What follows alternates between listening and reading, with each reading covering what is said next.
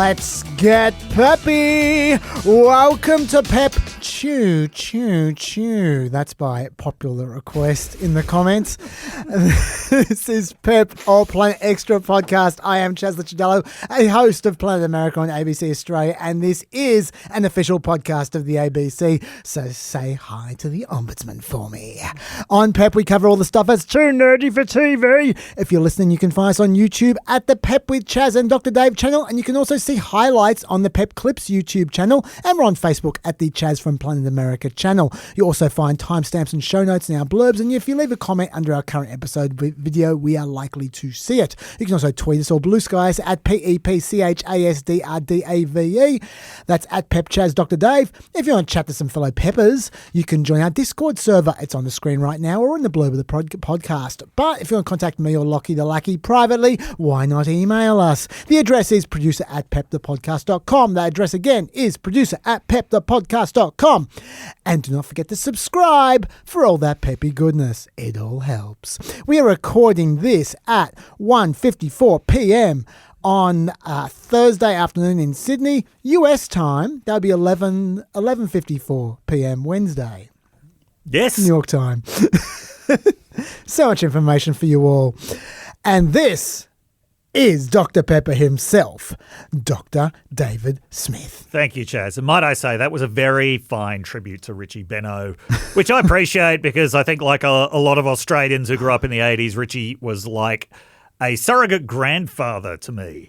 I didn't really know my own grandparents, but he taught me that people with white hair have a lot of life experience and a lot of authority to talk about things that they know about. Unfortunately, about 10 years later, Newt Gingrich completely destroyed that idea, and I've been, I've never quite recovered my reverence for the authority of people with white hair. But anyway, enough about that. I'm Dr. David Smith. I'm an associate professor at the US Studies Centre at the University of Sydney. But I don't speak for either of those institutions, nor, by the way, do I speak for the ABC, especially not when I'm giving heartfelt tributes to people who were associated with other broadcast channels. So that is my disclaimer. What are you grateful for, Dave? I am grateful for Evelyn Waugh. So I've been rereading some of his novels recently, and the last one I read, which I think is probably his funniest. It's also his darkest. It's called The Loved One. I read that at school. Oh, it's so good about the funeral industry in Southern California. It's not very long. I think it's only about 120 pages. Highly recommend it. You've got to be in the right mood for it, though. Now, Evelyn was best known for Brideshead Revisited. That's actually not representative, I would say, of a lot of his work. Most of his work is shorter, funnier, and he hates his characters. Brideshead Revisited, he actually seemed to like some of the characters he was writing about. Very out of character.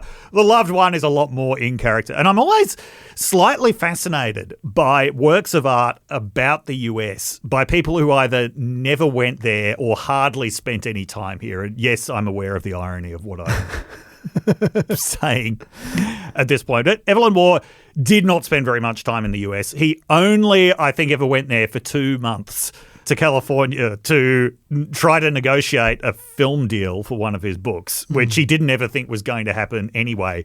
So he just used this time to investigate the funeral industry and then produce this picture of Southern California, which is really pretty bizarre. But if you're interested in other works of art by people who literally never went to the US, Tintin in America, Hergé never went to the US. Oh. That makes Tintin in America one of the strangest depictions of the US you will ever read. Well worth checking out for that reason. Franz Kafka's America, he never went there. That's purely based on his fantasies. And Bertolt Brecht's The Three Penny Opera. He also never went to the US. Is that about America? It is about the US. Yeah. Okay. It contains the notorious Alabama song. Oh. Yes. So anyway, sorry, I've gone on a bit of a digression, but Evelyn Waugh, that's who I'm grateful for. I wasn't going to say this, but in hindsight, I completely forgot this. In hindsight, I'm grateful for my school getting me to read Evelyn Waugh when I was in year 8. That's great. That was awesome. Yes. I love that book. That was a great book. Yeah. What I'm grateful for, it's much worse than yours, but it's just a fact. I am just grateful for it, is the winter cold. Yeah. I love the cold. And sadly in Australia, especially in Sydney, you don't get it. It doesn't last very long. No, you get like 2 months maybe of winter. Yes. Maybe. And then that's it. From the end of May to the end of July, basically, is the Sydney winter. And I know we've probably got 1 or 2 more cold snaps left. Next week. Yeah, well, It's going to be very cold. fingers crossed. Well, Very cold by our standards. yeah, well, I was going to say. Yeah, just for those of you from genuinely cold places, we're talking about what is basically mild spring weather in somewhere like Michigan. Yeah, you're talking a minimum temperature of 5 degrees. That's what you're talking about. And that is like 4 a.m. Yeah, I know that because that's when I go out for my walk. Yes, And that's what I love about the winter cold. I'll put on a hoodie and I'll go out walking at 5 degrees. Is Mercury into it at that time? Mercury that's my whippet, is most definitely not into the 4 a.m. walks. Poor Mercury. But that's okay because I'm reading anyway. So Right. So yeah, so Mercury doesn't like me blog reading while we're walking. so anyway, I've got probably 3 or 4 more combined days before we run out of 5-degree nights, and I'm just going to take advantage of it while it lasts. But I'm grateful for it while it's there. Okay. So thank you very much, winter. Yes. See you next year, I guess. Okay, let's get into. Correspondence Central. Correspondence Central. Now I got one. Maybe we'll see how much you have to say about this, Dave. I got a little bit. One potentially quite big one here. Okay. This is the correspondence of the week. I thought it was a great question. It's from the Discord, actually. You can get correspondence anywhere, folks. The question was, what do we think of that Harry Enton segment where he talks about how the Democrats are underperforming in the polls for the midterms? Let me play the segment so we all know what we're talking about. The bottom line is this. Democrats are behind their 2006 and 2018 paces when it comes to the generic congressional ballot. What are we talking about here? All right, the Democrats versus the Republicans on the generic congressional ballot, the margins. Look at where we are now. Democrats are ahead, but by just 2 points. Look at where Democrats were already ahead by in 2017. They were behind by 7 points. How about 2005 on the generic congressional ballot? Ahead by 7 points, and now they're only ahead by 2 points. Their lead is less than half of where it was in either 2017 or 2005 in July of those years, the year before the midterm election. Yes, Donald Trump may be unpopular, but Democrats have not come anywhere close to sealing the deal at this particular point. Yeah, wave looks very different. Yes. All right, this is the generic ballot test. This is when you test people in a generic question. Of course, the House races are generic. There are 435 of them. What happens when you go race by race? What happens when you go race by race? Well, it's the same idea. Okay, House seat ratings with the GOP president, like back in 2005 and, of course, 2017. More net pickup seat chances. Well, last time around, look at that. Democrats were ahead by 33 seats. How about in 2005? Democrats were ahead by 7 seats. What's going on right now? It's actually Republicans. Republicans with more net pickup chances at plus 12, according to the Cook Political Report, when you add in the likelies, the leans, and the toss-up races. So it's not just on the generic ballot where Democrats are behind their 2017 and 2005 pace. It's actually when it comes seat by seat, you see that, at least at this particular point, Republicans actually have more net pickup opportunities. This doesn't look anything like those wave elections back in 2006 or 2018. If it doesn't look anything like those years, what does it look like? Okay, so what does it look like? Well, let's take a look back at the generic congressional ballot. What was going on in Ipsos in October of 2024? Democrats were ahead by 2 points. Look at where we are now. Democrats ahead by 2 points among registered voters. At this particular point, this election cycle looks a lot more like 2024 than it does that either 2018 or 2006. And so, of course, Republicans actually held onto the House back in 2024. Will it happen this time around? We'll just have to wait and see. But for anyone who's writing the Republican House's political obituaries, hold the phone. This is a reality check. Republicans are still very much in the game.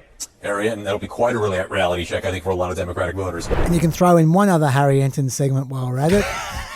This one here. Democrats' net approval of congressional Democrats, according to Quinnipiac University. In June of 2025, it was their second worst ever at minus 12 points. It's not low enough for you? How about we go even lower? In July of 2025, minus 13 points, their worst net approval rating for congressional Democrats among Democrats ever. Donald Trump is not the one who has problems with his political base. It is congressional Democrats are the ones who have problems with their own political base. First of all, that was I thought not quite as energetic as some of his previous performances. What are you giving him out of 10? I think he needs at least, I think he's got, it's about 7 red cordials out of 10, but we expect 10 red cordials out of 10. There was some nice little gestures, I thought, at times. Yes. There were little shrugs. Yes. But, Yeah.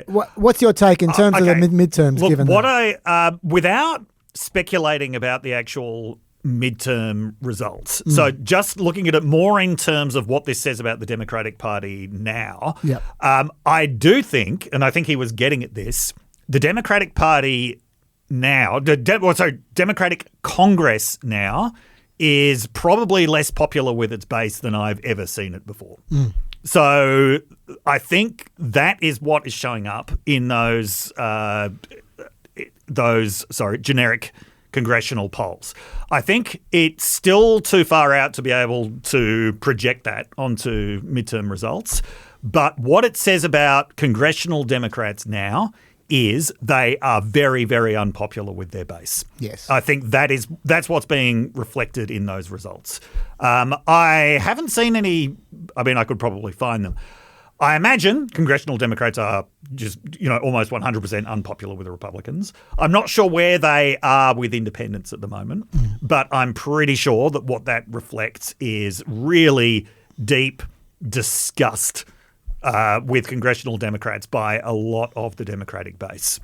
And this is not just the left being angry with centrists. I think that this is a lot more widespread than that, just seeing congressional Democrats as being completely ineffective in standing up to Trump, as being a complete rabble, as not really having any kind of identity.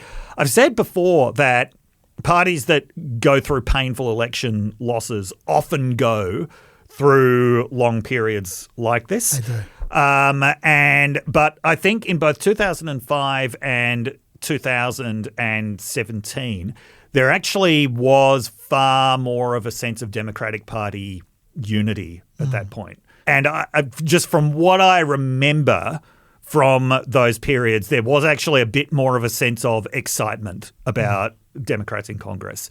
I think that when people look at Democrats in Congress at the moment, what they mostly just see is 10 years of failure. Yep. I think that is that's what they feel they're looking at.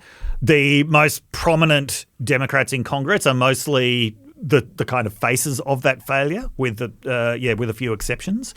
And I think that I don't, as I say, I wouldn't be projecting this onto the midterm elections yet, because however bad it is, it's still a long way from them. But what it says at this point in time is I don't think congressional Democrats have ever, at least that I can remember, been less popular with their base than they are now. I think that's true, and I love that answer because it doesn't overlap with mine at all, because I am going to talk about the midterms. Good. Talk about the midterms. That's good. The first thing I'm going to say is that while Harry Enton made a lot of good points, as he often does, he made a terrible point in the middle there when he compared this election to October 2024. Yeah, that was stupid. There is no comparison between a presidential election and a midterms election. You should never do that. Yes. Never. Where one's a month out and the other is 16 months out. Exactly. Especially when one's a month out. Trump's on the ballot in one, not on the ballot in the other. That was one of Enton's rare bullshit comparisons. He doesn't normally do that, but that one was bad. This is why he needs more cordials. That's right. He might be in low energy. Focus the mind. So I would just disregard that one. Okay. But everything else I thought were fair points to make, which should be responded to. So firstly, that last point about how on the nose Democrats are amongst Democrats, yes, you picked up on that. 100%. Yep. But that also would be affecting the polls, the generic polls. That would be affecting every poll. Yes, yeah. Like there will be some Democrats there Yeah. who will 100% every single time vote Democrat in a midterm, who right now are not saying they'll support Democrats. Yes, yeah. And when we get closer to the midterms, those polls are going to look better for Democrats because those guys are going to jump back on board. Yeah. So that's the first thing. Secondly, there is no doubt that Republicans have more pickup opportunities than Democrats do, but what that is not is polling. What that is districting. Yes, that's right. That's about the fact that Republicans have more, well, by definition, have more red states. Yep. In those red states, they don't tend to have centrist commissions. They don't tend to have fair systems of drawing up boundaries. They tend to just gerrymander. Yep. Democrats sometimes gerrymander too. We might, depending on time, we might get to some of that talk later on. Yes. But largely speaking, more gerrymandering happens in red states. Yep. So there's going to be more pickup opportunities for Republicans when they redraw their districts, which they're currently doing. Yep. Okay, so that plus 12 in the Republican pickup opportunities doesn't tell you if they're going to pick them up. No. It just tells you that they are within striking distance in more electorates. Yes. So that doesn't necessarily mean anything on its own. But for me, I just can't get past history here. What you did then, Dave, before comparing this Democratic Party to previous Democratic parties is fair enough. I wouldn't be comparing them to other Democratic parties. I'd be comparing them to other Republican parties for reasons I'll make clear in a second. Okay.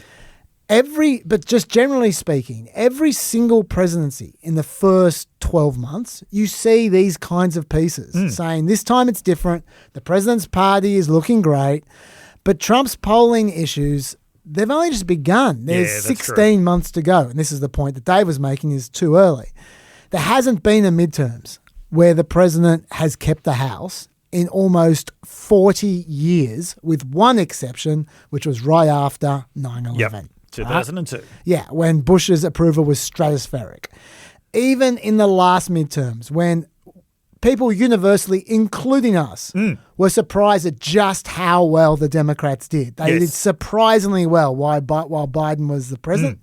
They still lost the House. Yes. Only just. But they still lost the House, even when they did amazingly well. And where are the Democrats coming from in this next election? They're coming from only 3 or 4 seats down. It's incredibly easy for them to win the House from there. Yes. So history would say, in all caps, that you would expect the House to switch. Yes. At least. In the midterms. But back to what I was saying before. Forget other Democrats from 2005 in particular, maybe 2017, but forget 2005. That's a different world in every way. And what I'm referring to there is think about the role the Democrats play now in the electorate to what they did in 2005. Yes. In 2005, they were representing poor people. They were representing the uneducated. Yeah. They were representing completely different demographic groups than what they represent now. They were representing people who were spending 14 hours a day downloading stuff on LimeWire. Yes, they were. What the Democrats now remind me of, much more, is the Republicans in 2014. In 2014, the Republicans were clapped out and old. They'd had 10 years of failure that you just described. Yes, yeah. They weren't enthusing anyone, especially Republicans. Back then, I remember seeing pieces about how the Republicans were less popular amongst Republicans than any time for ages, if not ever. But also at that time, the Obama administration had kind of run its course. Voters generally were just cynical and angry. Yep. They hated Republicans. They hated Democrats. And the result was a terrible turnout in the midterms election. That's right, yes. But those who did turn out, they came to register a vote of annoyance generally, and that worked against the party in power. Yep. This is what the current situation reminds me of. The Republicans had a huge victory in 2014, despite polling abysmally all the way up to the election. They still had a huge victory, especially because back then Republicans tended to do better amongst the groups that come out in force in the midterms. That's right. Which are the higher educated voters and the wealthier voters. They were the only people who turned up in the 2014 election. And so they pissed it home. Fast forward to today. The Democrats, they're clapped out, old, uninspiring, a lot of negativity. But this time, the Democrats are the opposition, like the Republicans were in 2014. This time, the Democrats are the group who dominate amongst wealthier and well-educated voters who turn out in midterms. We've seen for a number of years now that the lower the turnout, the better the Democrats do. This is going to be the lowest turnout election while Trump has been around. I'll tell you that right now. Okay. Like, I'm putting that on the record right now. You heard it here first. It's still going to be relatively high turnout for midterms because it's Trump. Yeah. But compared to 2018, it's going to be lower turnout. Yeah, that makes sense. And definitely compared to the presidential elections, Yeah. right? Let's look at a recent CNN poll of the percentage of voters who say they are extremely motivated to vote in the Okay. next election. Let's look. As you can see, Republicans enjoyed a motivation edge during the Biden administration, unsurprisingly. But look at now. The Democrats have a massive edge in motivation. 72% say they're extremely motivated to vote compared to 50% of Republicans. Now, that gap's going to close as we get closer to the midterms. It always does. But it gives you a good idea of what I'm talking about the hatred. When you ask registered voters as a whole who they generically prefer, it might seem quite close. And they'll say negative things about Democrats. In that very same poll that I pointed to there, the one with a huge turnout advantage for Democrats, only 28% viewed Democrats favorably. In that same poll. And that would include a lot of Democrats who are going to vote Democratic. Yes. Yes. That's the lowest number since 1992. Okay, so Democrats, yes, on the nose. But only 33% in that same poll viewed Republicans favorably as well. Yep. Hatred all round, just like 2014. Yep. When the likely voter models begin in about 6 months, you watch how the Democrats increase in the polls. Yep. Because they're going to do better in likely voters, Yes. the people who are likely to turn out, right? And I'm also expecting those likely voter models to be an underestimate of the percentage of Democrats who actually do turn up on the day. Just to be clear, all the polls you see at the moment are registered voters, not likely voters. I have one more graph to show you to make my point. You might recall what got Trump over the line in 2024. There was a surprisingly high percentage of young voters that he attracted, especially young men. Well, firstly, they're not turning out to vote in the midterms anyway, but they never do. No. But those that do, it's not good news for Trump. Oh. Have a look at YouGov's approval ratings for Trump divided by age. 30 to 44s, over 65s, you can see nothing much has changed. He's had slight disapproval the entire time. 45 to 64s are going down over time. Bit of a Gen X decline there. Yeah, but have a look at Gen Z. 18 to 29s, they went from slightly positive to now they're negative 40 in approval. Wow. They have just fallen through the floor. So they were more positive than the boomers to begin with, according to this. They were. Well, according to YouGov. Not quite as popular as Gen X. Yeah. But, yeah, wow. Now, like I said, many of them aren't going to vote. But that is a terrible sign for Republicans. And I remind you, the bad times have barely begun. We've talked about this all year. We always say it starts around summer in the first year. Yes. We're in summer in the first year, and it has started. That's right. But we know what happens from here for the next 16 months. Yeah. It doesn't go back up. No. Especially this time, it's not going to go back up because we know it's coming. Normally, we don't know it's coming. Yeah. We already know it's coming. Immigration is coming. Yes. And it's coming big time. So I think you can expect I didn't get the name of the person who asked the question. I think you can expect, despite what Harry Enton says, I think looking at history, looking at where they're positioned, I don't think it's hard to project, to me, a comfortable Democratic victory in the House in the midterms. Okay. The way things are going right now, albeit very early. All right. Got any thoughts on anything I just said? Other than you're a lot more prepared to project election results than I am, nothing to add. I'm just using history. That's all I'm using. Nothing to add, but I'm sure Harry will peer again into his red cordial crystals. I'm sure he will. Let's do some quick updates. Okay. Lots of topics we've been talking about recently have had an update. First of all, Colbert, I talked about at length with Melina and Bill in the last extra, in the PEP. Two things we need to add quickly. Greg Gutfeld. Yes. The whole Greg Gutfeld is the highest rating late night host thing. It's even dopier than I thought it was. I said it was dopey because Greg Gutfeld's on 90 minutes before the other people he's compared with. Right, yes. I didn't realize that that's only in New York. Well, on the East Coast. Because Fox doesn't adjust their schedule for time. Oh, okay. So what that means is Gutfeld is on at 9 o'clock in Central and at 7 o'clock on the West Coast. Oh, wow. And they're comparing his ratings to people who are on at 11:30 on the East and West Coast and 10:30 Central. It's just apples and oranges. Yes. So just disregard all that. Oh, the Gutfeld's the highest rated late night host. Secondly, one more bit of evidence I have that this is unlikely to be a political decision, or at least not entirely a political decision. Yeah. I like the heavy intake of breath from Dave there. That says what his views are. but you can express your views in a sec. Mm-hmm. But not only had Paramount, it turns out, not only had Paramount been considering Colbert's future all year, which is what we talked about in the last one, it turns out they actually told Colbert's agent their final decision on June 27th, before their settlement with Trump. Quite a few days, actually, before their settlement with Trump. It took the agent until last week to tell Colbert, because Colbert was on vacation.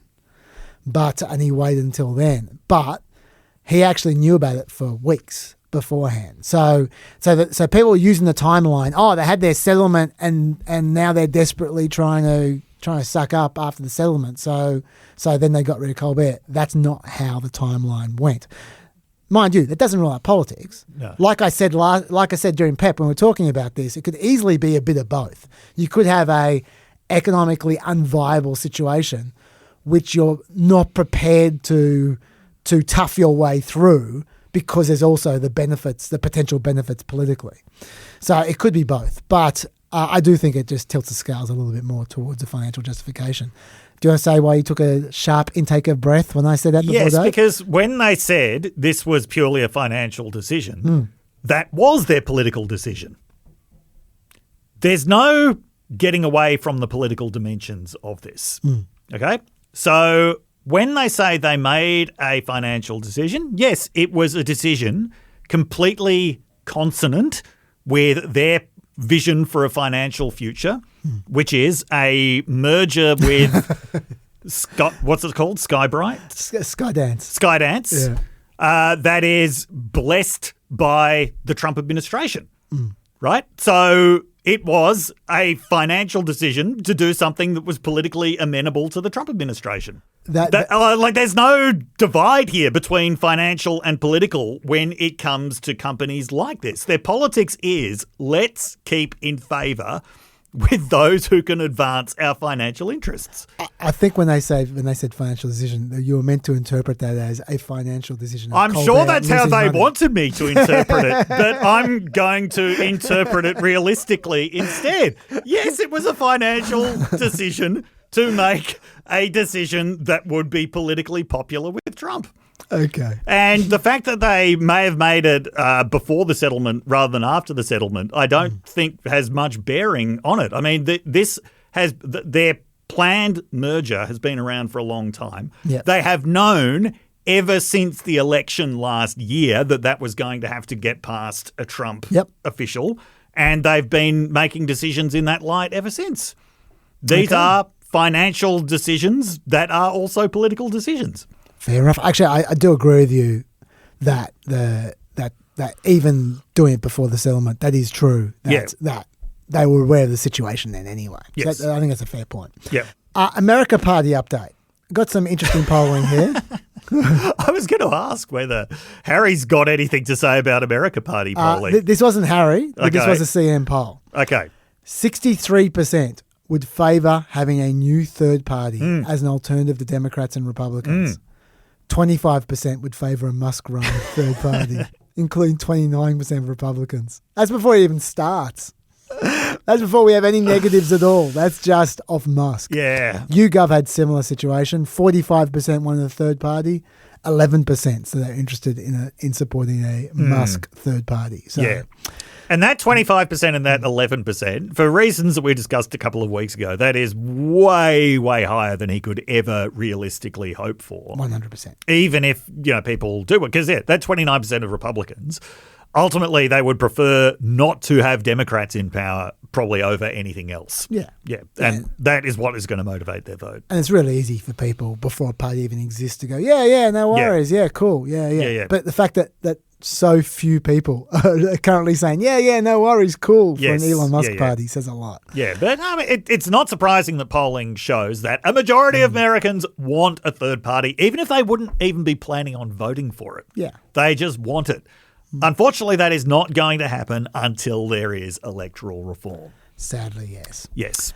Green subsidy update. This is an update Melina pointed me to, actually. We just didn't run out of time to talk about it last week. Trump has been made aware of the point that I made about green subsidies. Been largely waved through by the Senate version of the big, beautiful bill. Okay. So basically, I think I told you at the last time we talked about this, if people could spend 5% of the budget within a year, they were going to get the full subsidies under the bill. Yeah. All right. Trump has tried to close that loophole with an executive order. The executive order directs the Treasury Secretary to narrowly define what it means for projects to be, quote, under construction by the deadline. The order says the department should prevent projects from circumventing rules about what counts as beginning construction unless a substantial portion of a subject facility has been built. Lisa Murkowski, pretty pissed off about this executive order. Yes. She says, I feel cheated. I feel like we made a deal and then hours later a deal was made to somebody else. Who would have thought you might not be able to trust a deal with Trump? I'm sorry, I just don't believe she's that naive. Like, honestly, she's been here for the last 10 years. She is a genius at persuading people that she is standing up for decency and somehow putting herself on the line in between her and the Trump administration. But you actually look at her voting record. Yeah. It's not very impressive. Yeah, I got to say, on that note, looking at the voting record, this is a little bit conspiracy theorist, but you know, the last time I was conspiracy theorist, I was a full-on conspiracy theorist, it turned out to be right, which was, I haven't even done my lap of honor on this podcast yet. Remember, Lockie, I was going to do a lap of honor about this? What was this? This was during an extra, so it was you weren't there at the time. Okay. But I noted way back in February, when they first arrested Khalil. Yes. And I noticed there were a few strange things about the way that arrest went down. And I happened to notice that the strange things about the way that arrest went down were mirrored by some of the strange things written in a tweet by Canary. Yes, yeah. What they call Canary Mission. Canary Mission. And my conspiracy theory was that the administration was just outsourcing their, inverted commas, research. Yes. For which students they deported to Canary Mission. You were absolutely right and about that. I was spot on. Yes. It was completely vindicated, that conspiracy theory. Yes. So I got another conspiracy theory for you. Okay, let's see if Chaz can go 2 from 2. And that is, I don't know how we're going to prove this is right or not. In episode 2. Thank you. Well done. My conspiracy theory is that Lisa Murkowski and Susan Collins completely take turns who's going to vote against things. They got a deal that they just go, okay, we both want to stay in here. Yeah.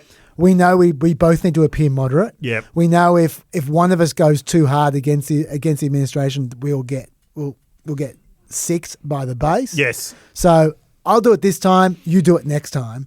And it was Susan Collins' turn to vote against it. Reasonable theory, yes. She voted against the big, beautiful bill. And so Lisa Murkowski was going to drive the hard bargain and then vote for it. That's what I think happened. Susan Collins, by the way, in quite a bit of trouble in the Senate race in 2026. That is by far the most likely Democratic Party pickup. Yep. And I don't think the Democrats are going to be suitably impressed by her moderate voting record to avoid kicking her out. Yeah, I think she's in a lot of trouble. Yes. The problem for Trump, though, is that there's legislation now. You can't just backsies and have executive orders make up for legislation. There's legislation. So he can say you interpret this however he likes, but it's not going to work. There's legislation, so I'm not sure this is going to work out for them. We'll find out. That's referred to as the no backsies rule. Yes, that's the official title. Yeah. I noticed that, by the way, Lara in the Discord also suggested there might be other ways of closing down green investment, like foreign entity of concern rules. We'll see about that. Yep. So I haven't looked too much into it. Yeah. I'm sure they will try. They will. They'll do their best, I'm sure. Yes. But all I would note is, according to Cato, who are obviously super against the subsidies. Yes. They don't like any environmental stuff, and they don't like subsidies generally. Nope. According to them, the bill saves about $500 billion on subsidies out of a projected $1.2 trillion going forward. Now, if that's true, then I reckon that's a pretty reasonable result. To keep $700 billion of subsidies under a Republican trifecta, that's not a bad effort for the environment. No. But we will see. We will see. Comstock update. Comstock. Yeah, it's been a while since we used that phrase. We spoke last year about the Comstock Act. We did. Yeah. And I don't think we've touched it this year. No, we haven't. This is our first Comstock update of the ABC era in PEP. So exciting. Yes. For those who don't know what I'm talking about, that is an 1873 law that makes it a federal offence to transport by mail or other common carriers, which today means a courier, Yep. obscene materials. That's right. James Joyce's Ulysses was kept out of the United States by the Comstock Act. There you go. But the obscene materials aren't just very thick books, but they are also any article, instrument, substance, device, drug, medicine, or other thing that can be used to produce an abortion. Until now, that law has been interpreted with a medical exception and generally ignored for the last 100 years or so. But it doesn't have to be. It's still on the books. And that is just interpretation, the medical exception. The majority of abortions these days are conducted with pills. Yes. Many of which are obtained through the mail. Certainly Project 2025 was gung-ho on using the Comstock Act to ban sending abortion drugs through the mail. Because we might have actually mentioned last year, according to a report in the New York Times, the number of abortions since Roe versus Wade was overturned has increased. It's gone up. Because of the accessibility of medical abortion. Exactly. Now, Trump has never shown any interest so far in using the Comstock Act to ban medical abortions, essentially. And neither did RFK. Just to clarify, by medical abortions there, we're talking about abortions that happen through pill. That's right, yeah. And RFK hasn't shown any interest either. No. But last year when we talked about this, we were very much watch this space. We're not sure. Who knows? Yes. Well, Trump has recently appointed two extremely anti-abortion activists to work at the Office of Legal Counsel at the Department of Justice. One is a guy called Elliot Geiser, who is now the Assistant Attorney General for the OLC. And then there's Josh Craddock, who is his deputy, the Deputy Assistant Attorney General for the OLC. And guess who decides what legal advice to provide about Comstock? It's the OLC. Right. So now we have two of the three most important people at the OLC are very much going to advise that the abortion pills be illegalized in the mail. Yeah. That's an absolute gimme. Yep. So is the fix in? Is the Trump administration about to crack down on abortion pills? We don't know. I just bringing it up because those appointments have just happened. Yep. And it's ominous. Yes. So I would just it's kind of, it's not the news. No, people aren't talking about it, but this might be like, that period in Jaws just before a shark strikes and it's all quiet and still and there's not even any waves. There's just nothing. There might be one of those moments. So again, watch this space. Why don't we get into a topic? I've got more updates, but why don't we get into a topic because I don't want the whole first hour to be updates. Sure. Why don't we talk about Epstein distractions? Okay. Which is definitely the topic of the week. Yes. Yes. Yeah. So this has been a week of increasingly extravagant attempts to distract public opinion from distract public attention from what has been going on over Epstein. Should we first talk about what's actually been happening in Epstein in the last week or so to distract from? Yes. Since the last PEP. Yep. So the Wall Street Journal came out with an article on Saturday, I think it was, saying they had seen this letter that was contained in an Epstein birthday album that had been assembled by Ghislaine Maxwell, written by Trump. Among other things, it had a drawing that Trump had supposedly done of an outline of a naked woman with the Donald Trump signature in place of pubic hair. That's right. And then there was this typed letter, this typed birthday message, which I can't remember the exact phrasing of it, but it included the phrases, "You and I have certain things in common." Yes. And "here's to many more wonderful secrets." Yes. Yeah, which not things that you really want to say to one of the most monstrous sex offenders of the 20th century. A little creepy. Very creepy. Now, first of all, not legally incriminating, unless there was a lot of other evidence around it. Could mean anything. Not legally incriminating. The first thing that I thought, and that I think probably most people thought when they saw this, is, aha, this is what Trump was worried about. It's not something that is going to send him to jail. It's not something that's going to get him kicked out of the presidency. It's just stuff that is embarrassing. And that will probably hurt him a little bit with his base, but not, nothing impeachable, nothing indictable. Trump's response to this was Trump did not take it in that spirit. Yeah. Okay. So he just claimed outright that it was completely fake. And Caroline Leavitt said that the Wall Street Journal had not – they said they had admitted that they don't actually have a copy of the letter and so couldn't show it to them for verification. Now, the Wall Street Journal or the journalists involved never claimed that they had a copy of it. They said they had seen it. They said they'd reviewed it. Yes. Yeah. So they weren't claiming that they had it in their possession. Presumably that letter is back with the rest of the files. I'm betting they've got photos, though. I'm sure they've got. Yes. Yeah. I'm sure they've got photos. Anyway, so Trump said, "Those are not my words. That doesn't sound like me." And he also said, "I never wrote a picture in my life." Yes. Now, we'll come back to the issue of does that sound like him? To be fair, he hasn't. He hasn't ever written a picture in his life. The never wrote a picture thing was pretty quickly disproven because it turns out there are Trump superfans who have actually bought his awful, awful doodles at auction. Yeah. Have a look at his picture of Manhattan skyline. A lot of them are Manhattan skyline. Yeah. You know how I was talking earlier about art about America by people who'd never been to America? You see more accurate Manhattan skylines in Tintin in America. I don't think he even goes to Manhattan, but nonetheless, yeah. But anyway, this is not about Trump's artistic abilities. No. One of the things that this did was to create at least a little bit of a rally round the Trump effect. Okay, so people who had been on his back all week demanding the release of the Epstein files, including Steve Bannon, including even Elon Musk, immediately, and Benny Johnson as well, immediately said, "Oh, this doesn't look real. This just seems fake." And it's interesting the kind of language that they use, and people like Laura Loomer use, and JD Vance was saying this as well. It's like, this just doesn't sound like Trump.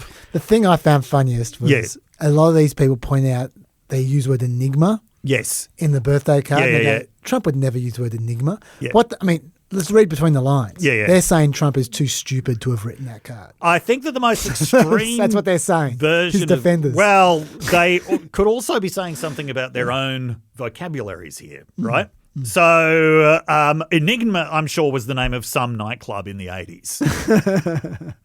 The word enigma is not exactly obscure. No, and Trump has said the word enigma, by the way. Yes. There's video of it. I won't play it because who cares? It's just Trump saying an enigma. But Charlie Kirk said, he said, I find it hard to believe that Trump's a poet all of a sudden, like he's Robert Frost all of a sudden. Yeah. Charlie, read some actual poetry. Read some Robert Frost. This was not poetry. Yeah. This was creepy word fart. And like I said in the last Yeah. in the last paper about this. It could have been written by someone else. Yeah, could have Like, been. the Wall Street Journal didn't even claim it was written by Trump. No. It was just... They said it just appeared Yeah. above the Trump signature. Yeah, That's what they it was said. on Trump's page in the birthday album. Yeah. Now, but the other thing I want to point out is all of these people who are like, no one who really knows Donald Trump would think that could possibly be him. None of these people who are saying this actually know Trump, right? Yeah.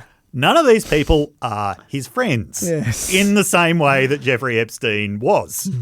There's a possibility this might be like how he would talk to his friends, especially before 15 years of social media dramatically reshaped the way that Trump talks and uses written language. Not to mention 20 years of aging. Yes. Yeah. So, I mean, I'm not declaring this authentic on the spot, but I think the rush to de-authenticize it, as politically understandable as it was, I'm not buying that either. I am saying I 100% believe that the card is real. Yes. Yeah. I just don't know Yes. and don't care No. whether Donald Trump worded that typed message or not. Yes. Yeah. But anyway, this prompted Trump to announce that he was suing the Wall Street Journal, suing Dow Jones, suing News Corp, and personally suing Rupert Murdoch. For $10 billion. For $10 billion. The man sounds like Dr. Evil every time he talks Yes. about a lawsuit. Like $10 billion. But what was he suing Paramount for the supposedly misleadingly edited interview?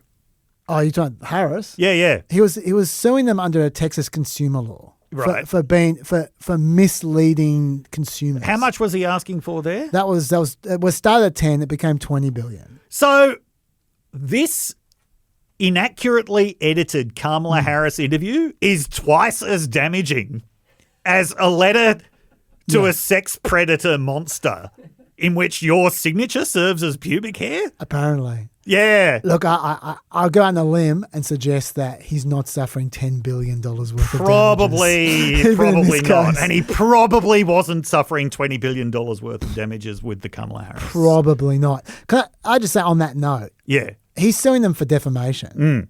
Like, I know this is not about the law, but I can't help myself. Yes. I've got a law degree. Yeah.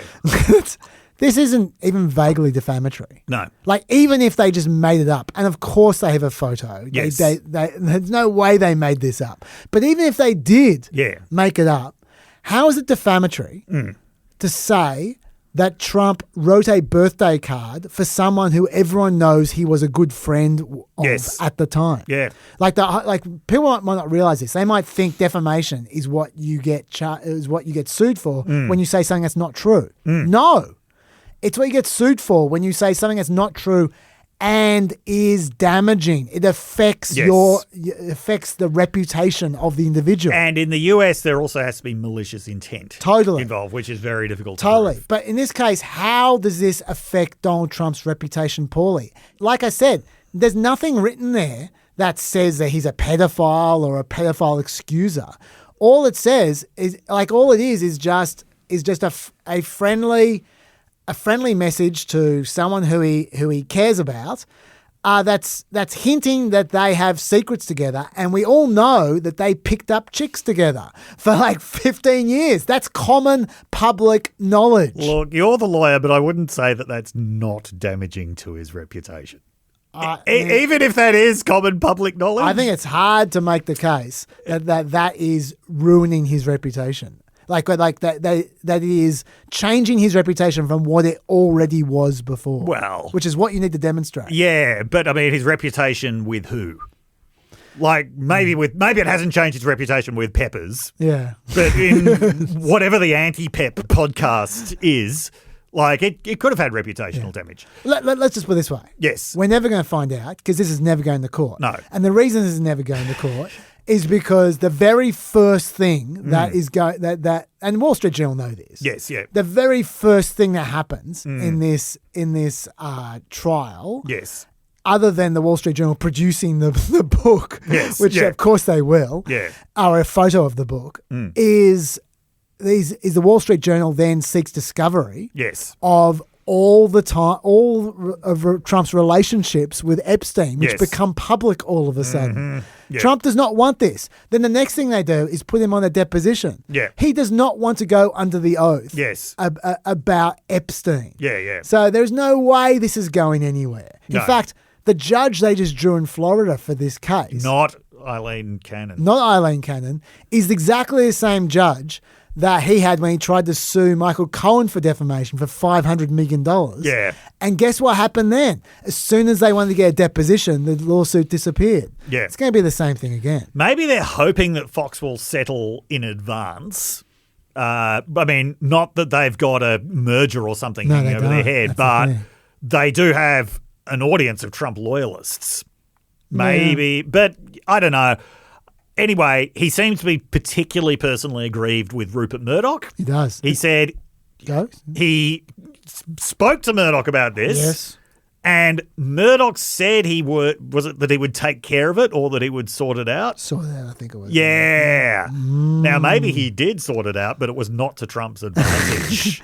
Yeah, no, he's definitely bearing a grudge because they've now banned the Wall Street Journal from covering his Scotland trip. They have. Oh, that's got to hurt. I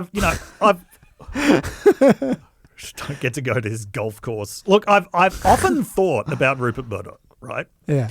Oh, so Okay. do I. It's always so sexy. There are plenty of people who listen to PEP who are not big fans of Trump. Yes. There are plenty of people who listen to PEP who would say, I hate Trump. Yeah. You do not hate Trump as much as Rupert Murdoch does. Okay? Because probably in your day-to-day life, there are no consequences to you for hating Donald Trump. You probably on some level enjoy hating Donald Trump. It gives you, well, for a start, it gives you a big community of people to talk to Yep. about it.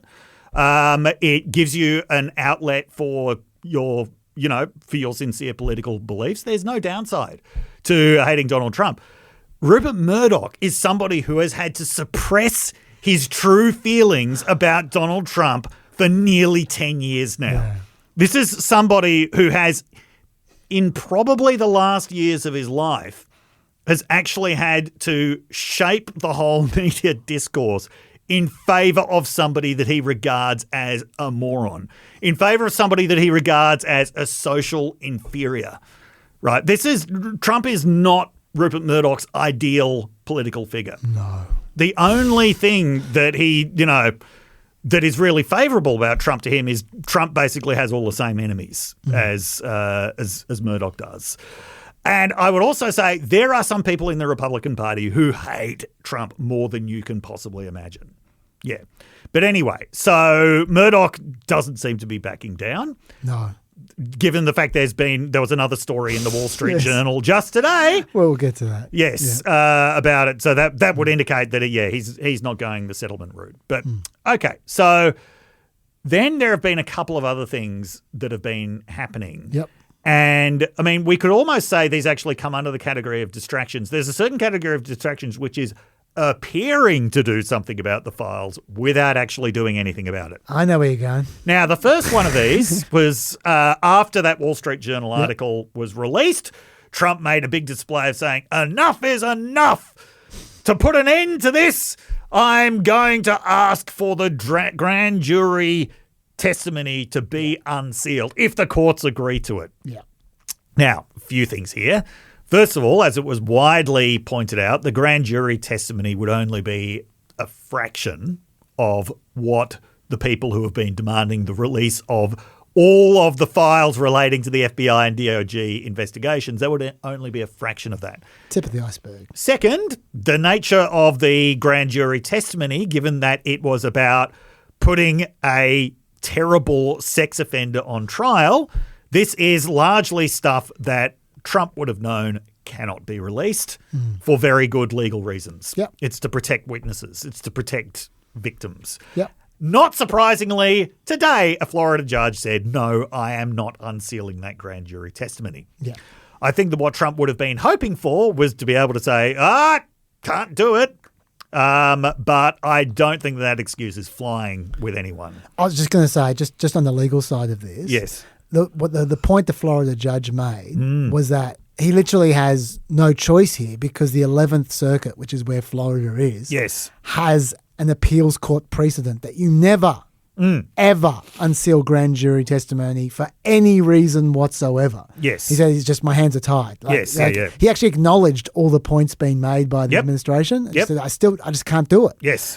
But the Second Circuit, which is where the other trial was. Yes, 'Cause, yeah. The Florida trial is the original Epstein trial. Yep. That's back in 2007, I think. That's the Yes. original grand jury. Yeah. But the one in 2019, when Epstein topped himself, that was in New York. The Second Circuit has different appeals court precedents. Yes. So you can unseal grand jury testimony in New York. So they're going to have a much more chance of getting at least something out of New York Yes. than they did out of Florida. Having said that, the Southern District of New York is notorious for being rather sparing Yes. in what they present to grand juries. Yeah. And some of the estimates I've seen Yep. is that it probably wouldn't be more than 60 or 70 pages for Yes. the total transcript of the grand jury. Totally. Yeah, so that's not And much. this is all going to be about stuff directly related to Epstein. Yes. I mean, especially if we are correct that there is no bigger criminal conspiracy involving celebrities. It's just, it's not going to be anything that is relevant, which is something Trump would also know. Okay. Even if it was a conspiracy, Yeah. that wasn't relevant in Epstein's original trial. Yes, yeah. So there's just no reason for it to be there in the grand jury Yes. stuff. So is that going to satisfy his base? Not judging by especially how Congress is reacting. And by the way, that whole thing about, suing the Wall Street Journal, that's created a rally round Trump effect, that lasted a few hours. Yeah.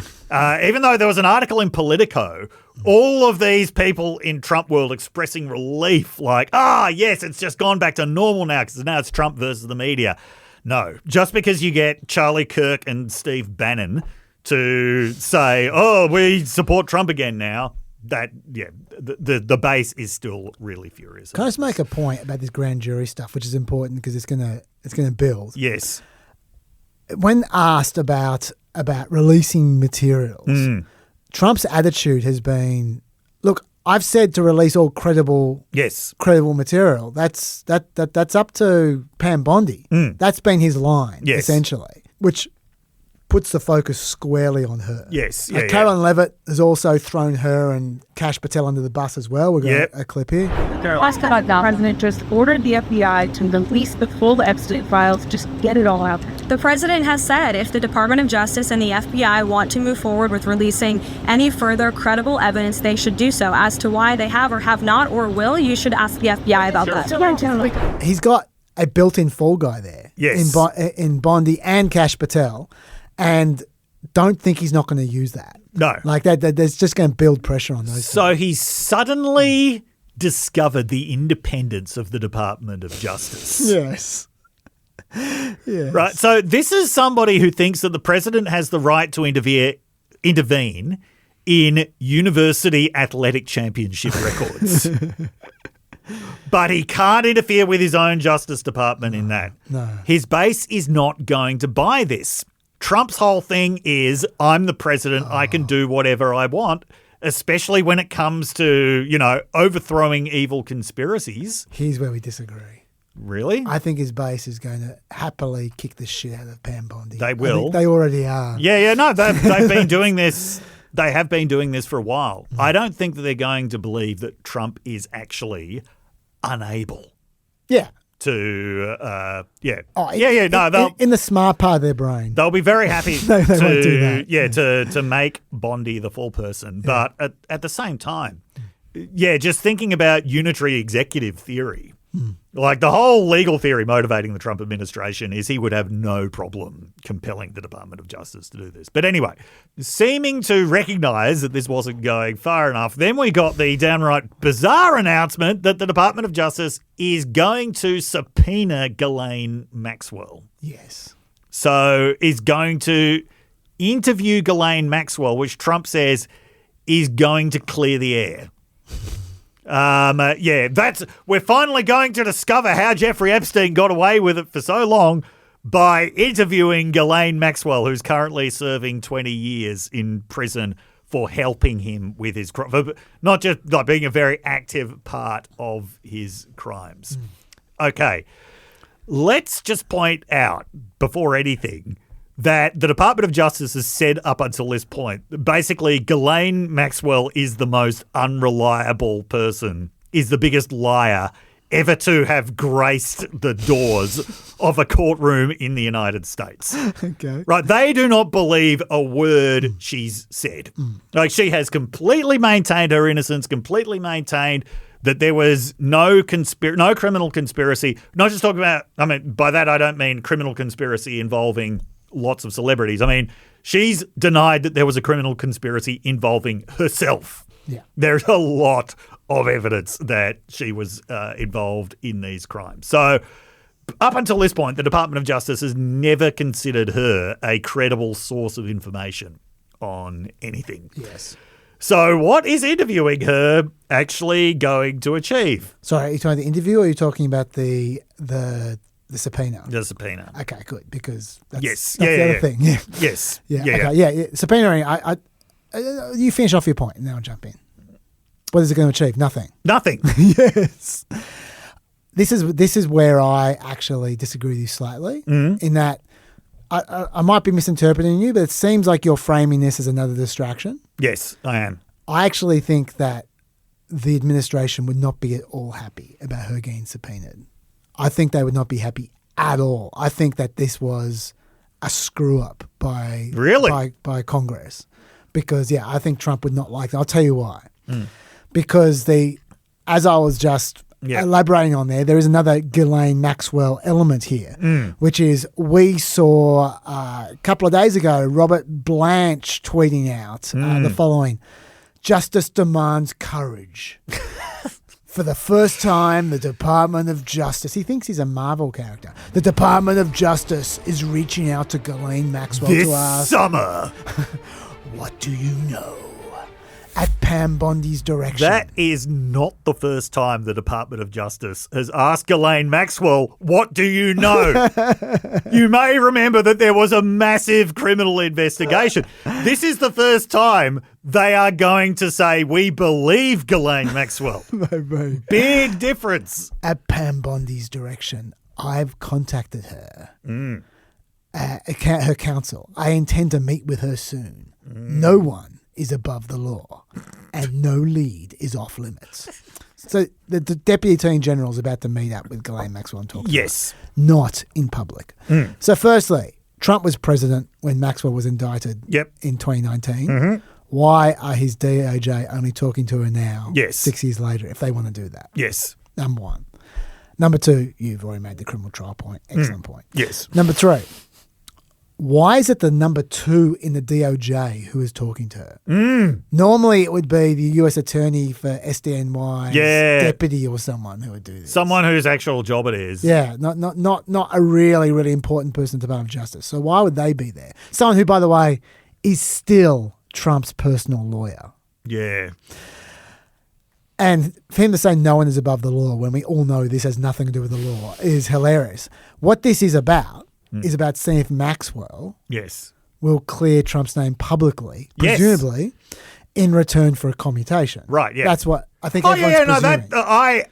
I absolutely agree. The last thing they want is for her to talk to the House publicly and potentially screw up the line they want to work out with her. Right, that does not work out well for Trump. Trump wants the only thing she says until they got worked out to be the things that he tells her to say, right? Or that they agree she's going to say. So I'd say that adds an element of chaos, a subpoena. Yeah, that's right. That they don't want. So so that's why I don't think Trump would like that at all. I think he's interested in what Blanche is doing. So what could she get in return for clearing Trump's name publicly? Well, she could get a pardon. She could get commuted. How do you think? I know this. This is why I asked. Okay. How do you think his base is going to respond to that? I'm not sure they'd like it very much. I don't think they would like it very much. I think that is actually the worst thing that you could possibly do. Getting one of the worst liars in the history of the US court system to say Trump had nothing to do with this. Okay, now you no longer have to serve your 20 years for your part in Jeffrey Epstein's sex crimes. There's more subtle things they could do. She's about to appeal to the Supreme Court. Right. They could they could either not defend it or more subtly, they could leave out certain elements when they're defending her to make sure that she wins. They could throw it. I don't think any of this is going to look good. Yeah. Look, I agree. Yes. It's a risky strategy. But I mean, that's clearly what they're playing at. Like, Yeah, why yeah, is he yeah. talking to her if not? This is the level of panic that's going on now. I mean, this is a horrendously misconceived nightmare. I mean, I just wanted to just to back up what I'm saying here. Yes. I want to just go through the timeline of the last Yeah, week, yeah. which a lot of people won't be across. Yes. Well, first of all, she got convicted in June 2022, but delayed her appeals to the Supreme Court until after Trump's inauguration. That's Yes. the first thing. Yeah. Second thing, Trump's DOJ then twice delayed the decision about whether they're going to defend the appeal or not. They only responded on Monday. Right, that same day, Maxwell's lawyer said the following. I'd be surprised if President Trump knew his lawyers were asking the Supreme Court to let the government break a deal. He's the ultimate deal maker, and I'm sure he'd agree that when the United States gives its word, it should keep it. With all the talk about who's been prosecuted and who isn't, it's especially unfair that Ghislaine Maxwell remains in prison based on a promise the government made and broke. Huh? What promise is he referring to there? Let's not forget, by the way, that Trump wished her well. Yes. Back in 2020, which is a strange thing to say at the time. Yes. Okay, so what promise is he talking about there? What deal is he talking about that they broke? The next day, the very next day, the Wall Street Journal published their story about the Epstein birthday card. We don't know who had the copy of the birthday card and leaked it to Wall Street Journal, but someone who has a lot of information, right? I wouldn't be surprised, getting into conspiracy territory here, if it was Ghislaine Maxwell. I wouldn't be surprised if it was Ghislaine Maxwell reminding Trump that she exists and she knows stuff and she'd very much like a deal, thank you. On Wednesday, the day after, Pam Bondi fires Maureen Comey, just out of nowhere. Yep. Guess who Maureen Comey is? Apart from Jim Comey's daughter, she's Maxwell's prosecutor. Yes. The person who would normally work on cooperation deals. Yes. She's out of the picture now. Isn't that an interesting coincidence? Yes. On Friday, the administration files to release grand jury transcripts that Ghislaine Maxwell is going to be in a position to challenge if she wants to. And then a few days later, Robert Blanche is heading down to jail to have a chat with her. It's all looking very much to me like Maxwell's been angling for a deal with Trump for some time, and now Trump is angling for a deal with her. And remember, it would have to be Trump who does this because they can't just get a reduced sentence from a judge. The judge who is in charge of this is someone who is famous for stopping Trump from doing things. Yes. So it would directly be Trump who would be pardoning, commuting, whatever. As you said, there are more subtle ways of doing it. There's just not mounting a very good defense. But as much sense as this all makes internally, just again, imagine how this looks to his base. Yeah.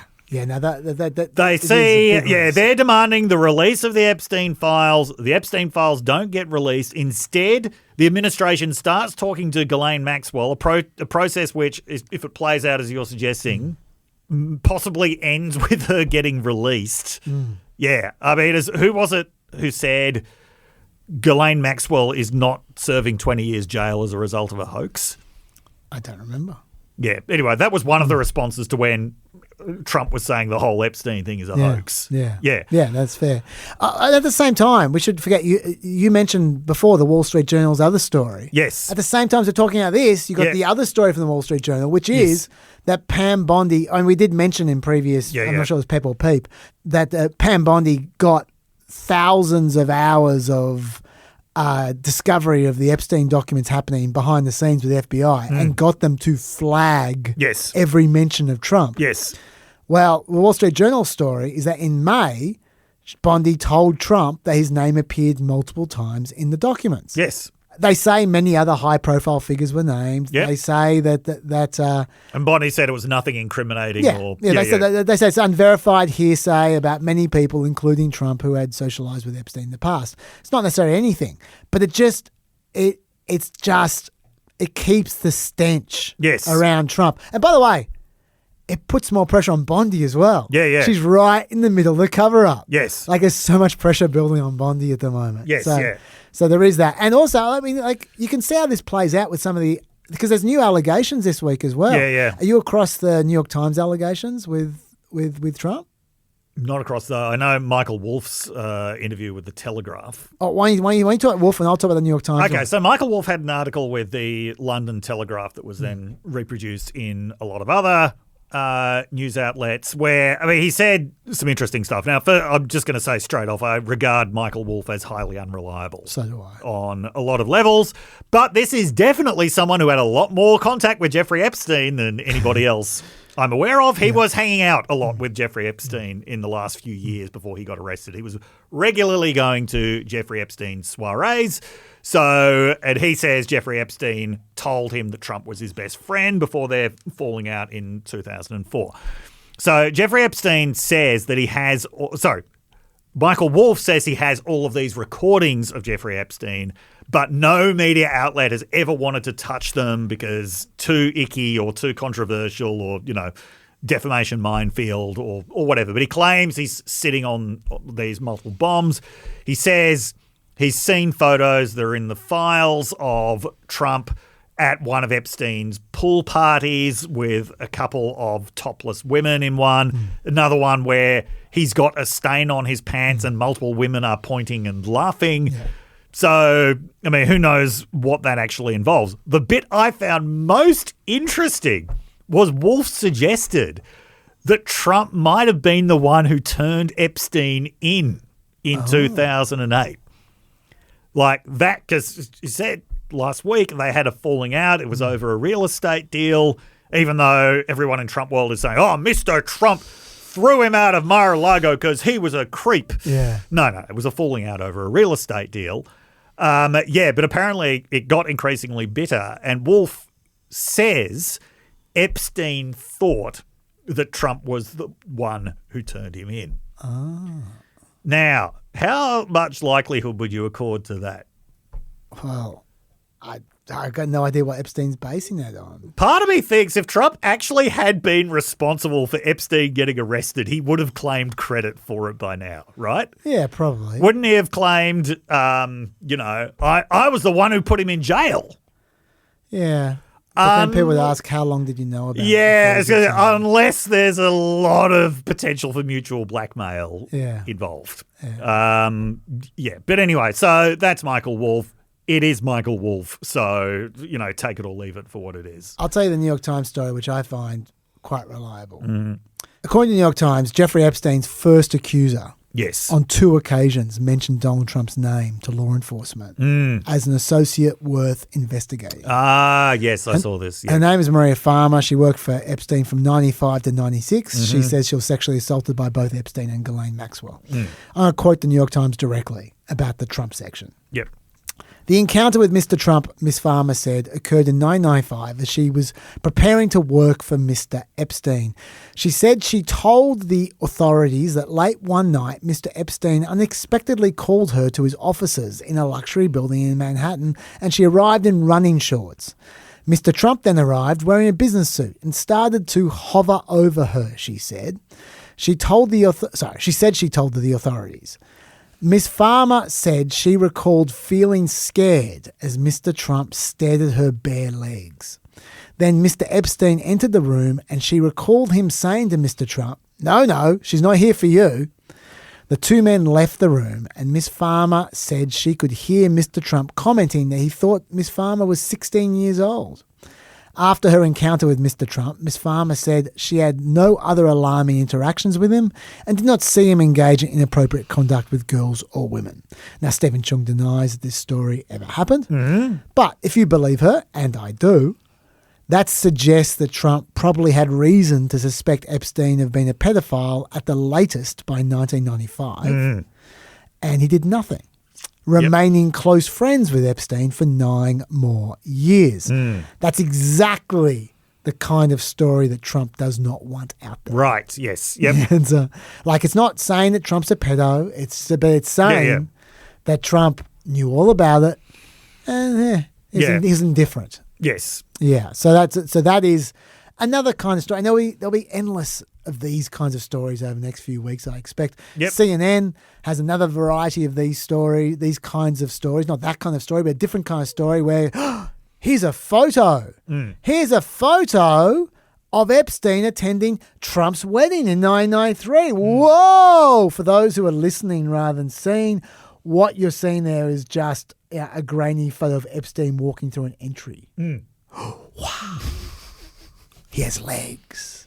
And and they've also got video of Trump and Epstein chatting to each other at a 1995 fashion show. Look at that.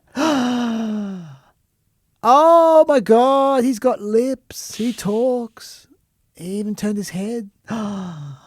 Okay. Who cares? They're friends. But expect a lot more of that. Yes. And it just keeps the story in the news. It does. Yeah. Yes. So that stuff's dripping all the time as well. Yes. So they're all the things that are going on. Oh, yes. Congress going home early. That's the other one. Ah, yes. Yeah. And by the way, I just got to mention this. There was a story today in Politico about how frustrated Trump is that this is dominating the news. Of course. And some anonymous source within Trump's inner circle is, can you imagine how frustrated you would be if you spent 12 to 15 hours a day working to solve the country's problems and then you turn on the TV and you see this? Look, what Trump regards as work is watching TV. He's watching 12 to 15 hours of TV a day. Right, that is why he is getting frustrated. Yes. Yeah. Okay. Congress going home early. Now, we said last week that this is a rare win-win-win situation for Democrats. And boy, Democrats have been making hay while the summer sun shines. They have been. Trying to force vote after vote to make Republicans, because they know that they will vote against. Most of them will vote against releasing the information. So trying to make those votes happening, bringing Congress to a standstill by attaching Epstein votes to every single piece of legislation that Republicans try to get through. And importantly, they're binding votes as opposed to the bullshit bill that Mike Johnson was trying to pass through. That's right. That was a non-binding resolution. A non-binding resolution. Calling for the release of the Epstein files. Yes. So Mike Johnson's solution to this in the end was to actually send Congress home early for the summer. Yeah. Now, if there's one thing the American people love, it's when they see that there's this really big looming issue that Congress needs to sort out and they take a summer holiday early. Now, the official excuse for this was they want to give the Trump administration time to do things like get judges to unseal grand jury testimony, which they've already said they won't do. Breathing space. Yeah, and they said, look, we'll take care of this when we get back in the fall. Yeah. These members of Congress, they are not going to have breathing space because unless they completely boycott the kind of town hall meetings that members of Congress usually have over the summer, there is only going to be one topic raised at those town hall meetings, and it's not the trade deal with Vietnam. And this has been going for years. Yes. As if it's going to go away in 5 weeks. Yes. The Democrats are not going to let it go in 5 weeks. They are definitely not going to let it go. And then there was another surprise this morning, Australian time. I wasn't expecting this. So this was on the House Oversight Committee. Summer Lee, who was a Democrat, apparently took the committee by surprise by demanding that by suggesting that the House should actually subpoena the Epstein files. So these are the files from the FBI and the DOJ. Somehow she got 3 Republicans to go along with that. So the Oversight Committee has now actually voted to subpoena the files. Under House rules, that means they have to subpoena the files. Yeah. I don't know how the Republicans were caught so unaware by this. So Andy Biggs, who's the committee chairman, frantically tried to stop the vote from happening. He managed to delay it at the end until the end, but he couldn't.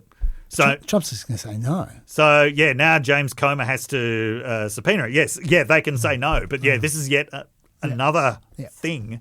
They're forcing them to refuse to release the files. Okay, so in other words, there's a lot to distract from, Dave. There's a lot to distract from. So take it away. Let's start with the big distractions first. Okay, so the biggest one is Tulsi Gabbard's chance at redemption. Yes. You may remember Tulsi Gabbard, who is the Director of National Intelligence, who is beloved by a lot of Trump's supporters because she's very anti-interventionist in foreign policy. She committed the cardinal sin of pointing out when Trump wanted to bomb Iran that it was the assessment of American intelligence that Iran had been not trying to develop a nuclear weapon since 2003. Which Trump just bluntly disputed and then left her out of every subsequent decision, related to that. But she is back.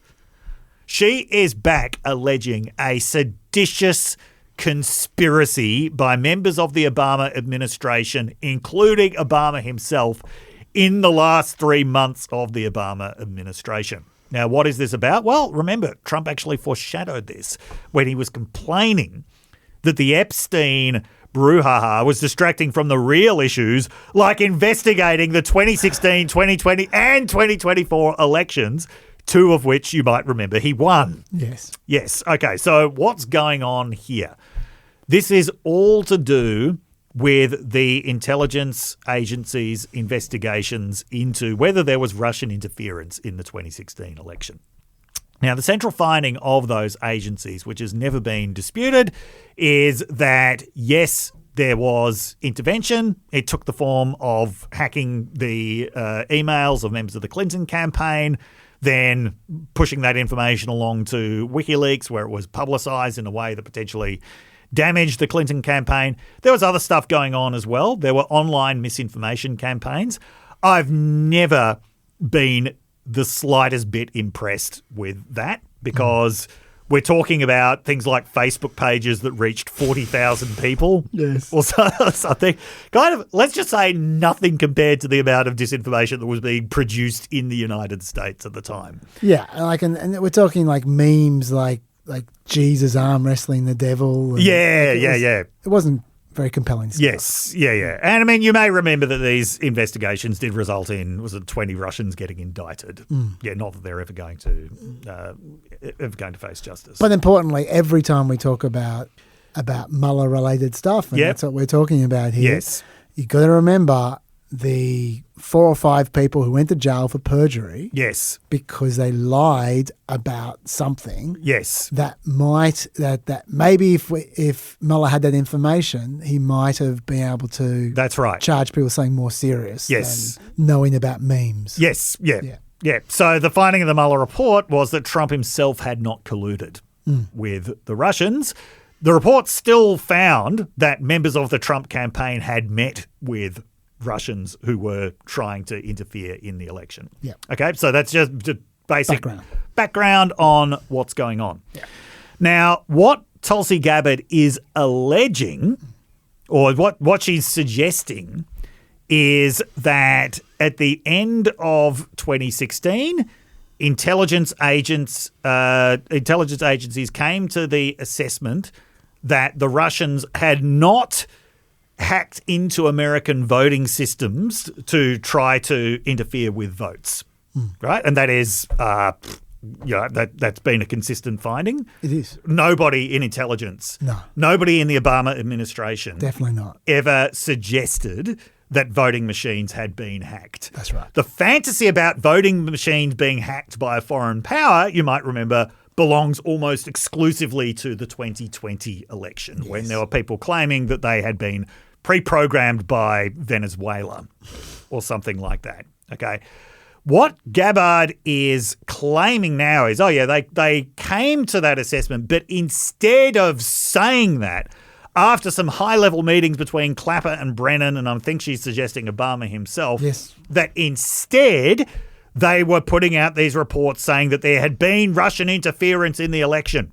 And she pointed to a couple of media headlines, especially in NBC One, about Russians hacked the election, to say, see, they were, in the last few months of the Obama administration, they were working in collusion with the media to create the impression that the Russians had thrown the election to Donald Trump. And she describes this as part of a years-long coup. And Trump's response was to say, Obama has been caught. And to Gabbard say that there are criminal referrals being prepared. He's posting AI memes showing Obama getting arrested. Okay. We've got all of this. Yes. So let me just say, you did a great job of explaining there, Dave. So I'm not going to read out the long quotes that she has said, but we should show people, Lockie. Yeah. Let's first so that way people can pause if they're on video. So firstly, this is the first tweet, which is establishing what you said before, that the intelligence community very clearly was saying the election was not hacked in terms of election infrastructure and vote totals. That was the first tweet. And then you can pause and read that if you care. You can see the information there. Then the second tweet is her saying that the next day they had this top secret meeting with Comey, the FBI director, Brennan, the CIA director, Clapper, the director of national intelligence, and Obama himself. And Obama directed the intelligence community to create a new intelligence assessment that detailed Russian election meddling. That's the second one. You can read it for yourself. And then the third one is the media is showing how the very day after that they leaked to the media that this was the case. Yes. And the media was reporting, to quote Tulsi Gabbard, Obama officials immediately leaned on their allies to advance their falsehoods. Yes. And their falsehoods were that about the screen caps were things like, though Russia has long conducted cyber spying on US agencies, companies and organizations, this presidential campaign marks the first time Russia has attempted through cyber means to interfere in, if not actively influence the outcome of an election, etc. You can read that at your leisure. Yes. Now, that's how I took that. Yeah. From her tweets. Yes. From her tweets. Yes. The same thing that you just said. Yes. Maybe we're misunderstanding her. So why don't we listen to Tulsi Gabbard herself explaining, let's be fair, in 20 seconds, what her thesis is. Go, Tulsi. There was a shift, a 180-degree shift from the intelligence community's assessment leading up to the election to the one that President Obama directed be produced after Donald Trump won the election that completely contradicted those assessments that had come previously. Okay, so that's exactly what we just said. Yes. Her summary. Okay. Yes. So, first of all, before we go into all the AI stuff and what happened then, let's just explain to people what's wrong with this. Okay, what's wrong with this is no one from the Obama administration ever said election infrastructure had been hacked. That's right. Neither did these media outlets. NBC might have used the word hacked in their headline. Yeah. In their story, they were talking about the meddling that was, breaking into DNC email accounts, which could be described as hacking. Social media campaigns, all that kind of stuff. She's deliberately conflating terms like cyber means. Yes. Which, I mean, it's imprecise language, but it refers to a whole lot of things, including things that the Russians are known to have done. God, just listen to me saying the Russians. I sound like fucking Sting. Yeah. What these Russian intelligence agents or freelancers or whoever they were are known to have done. She's trying to create the impression that they were falsely saying that the actual election infrastructure had been hacked. That's right. So just to be clear, there's a before, there's a meeting, and there's an after. Yes. And the before is apples, and the after is oranges. Yes. And she's saying, look, they changed their mind on apples. No, they're talking about oranges. They're talking about a completely different thing. Yes. That you are pretending is the same thing. That's right. There is no 180. They're talking about two different topics. Yes. In the quotes that you have selected. Yes. So that's what's wrong here. Yes. And she's doing it on purpose. Yes. No doubt. Okay. And just to be very clear before we move on, what are the consequences of this, according to Tulsi Gabbard?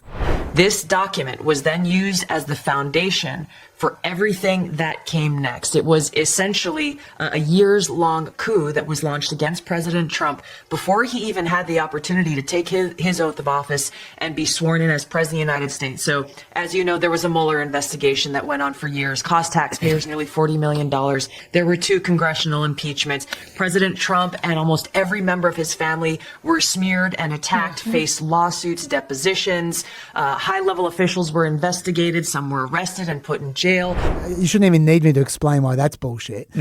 She's saying it's all about the Steele dossier. Okay? Yes, She's saying they used the Steele dossier as reason to turn around 180 on where they were before. That's what she's saying. Yeah. The Mueller investigation came because Trump sacked James Comey. Yes. It had nothing to do with the Steele dossier whatsoever. No. Mueller just had nothing to do with the Steele dossier. Yes, yeah. The one impeachment was because Trump was withholding weapons from Ukraine. Yes. The other one was about January 6th. Yes. Neither had anything to do with the Steele dossier. The reason some Trump people were put in jail was because they committed perjury, not because of the Steele dossier. So everything she's saying that's a consequence is complete crap. Yes. And she's also, she's conflating a lot of different things here. The Steele dossier, the Mueller report, investigation, none of this had anything to do with hacking election infrastructure. That is also correct. That was to do with things that the Trump campaign or people within the Trump campaign are alleged to have done. Okay. But so now we've explained why this is all bullshit. Yes. She is saying that Obama was behind it all. Yes. And so therefore Obama was he cheated in the election, according to Trump, is the way he puts it. Yeah, That makes no sense. I know. To go back to a point that's often been made, it's the most bizarre strategy of lose the election, but then, sort of months after the election, like... It wasn't even his election. Yes. Yeah. Plant the seeds. I mean, no, that's not how a coup is generally done. Can we come back to the Steele dossier? Because I don't know if we've explained... Go straight to it. Go straight to it. Okay, so to explain the role that the Steele dossier has in all of this, there was a lot of debate within the intelligence agencies about how much weight the Steele dossier should actually have in the final report that came out. And there were certainly some intelligence agents, especially in the CIA, who wanted elements of the Steele dossier in the final report. However, the FBI strenuously objected to this because the FBI didn't see it as credible. The compromise that they reached in the end was the Steele dossier was not included in the final report except in an annex at the end. Okay, it was an appendix to the final report. I think even with a note about concerns about its credibility. So she says the Steele dossier became central to the final report and was central to the investigation. That's not what the final report says at all. Yeah, that's true. Can I also add while we're doing this kind of stuff? Yes. That it's all very well for us to say apples and oranges, but I also want to just demonstrate in both directions what she's saying is untrue. Yes. Okay, so first of all, the first direction is after the election. Yep. She's suggesting that the line they were running was just not true. Yes. Like it was just made up. It Yep. was a hoax. Right? It was just the Steele dossier. Okay, so not only was there a Republican-led Senate Intelligence Committee report that supported all the conclusions afterwards about the and that was a long report. That was a 5-volume report. Yes. Yeah. And Marco Rubio was one of those senators. Yes. There was also a years-long probe during the first Trump administration by Special Counsel John Durham into this exact area that concluded exactly the same things. Yes. He did find misconduct from the FBI along the way, but the broad conclusions he maintained. Yes. Kash Patel himself went through exactly the same documents as Gabbard did in 2020 and did not find what Gabbard is now claiming. Yes.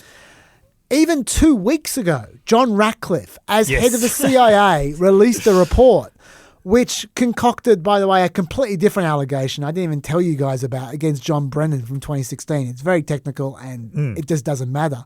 But even that report, which was stitching up John Brennan, still reaffirmed the intelligence community's conclusions that 1, Russia sought to interfere in the 2016 election, and 2, they did so in order to denigrate Hillary Clinton through these social media means. So Gabbard should have a chat to the CIA. That's one way.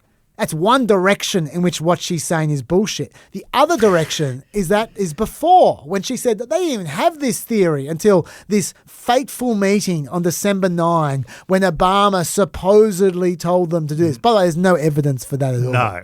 Like, if you actually look at the exact screen cap she's got in that second tweet I showed you, she's speculating. But that's not true either, because this was not invented on December 9.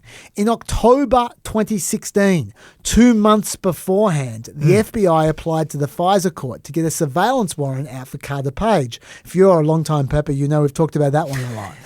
And at the time, they represented that Russia was interfering in the 2016 election. Back in October 2016, they were saying this, possibly with Trump's collusion, they weren't sure, by 1, hacking the DNC, and 2, standing ready to publicise hacked information that would be damaging to Clinton, which was the beginnings of that theory, the cyber influencing theory. So they had a cyber espionage theory of Russian interference that focused on hacking and campaign messaging back in October 2016. It was not invented by Obama in December 9. As anybody who can remember the 2016 election would remember. Yes.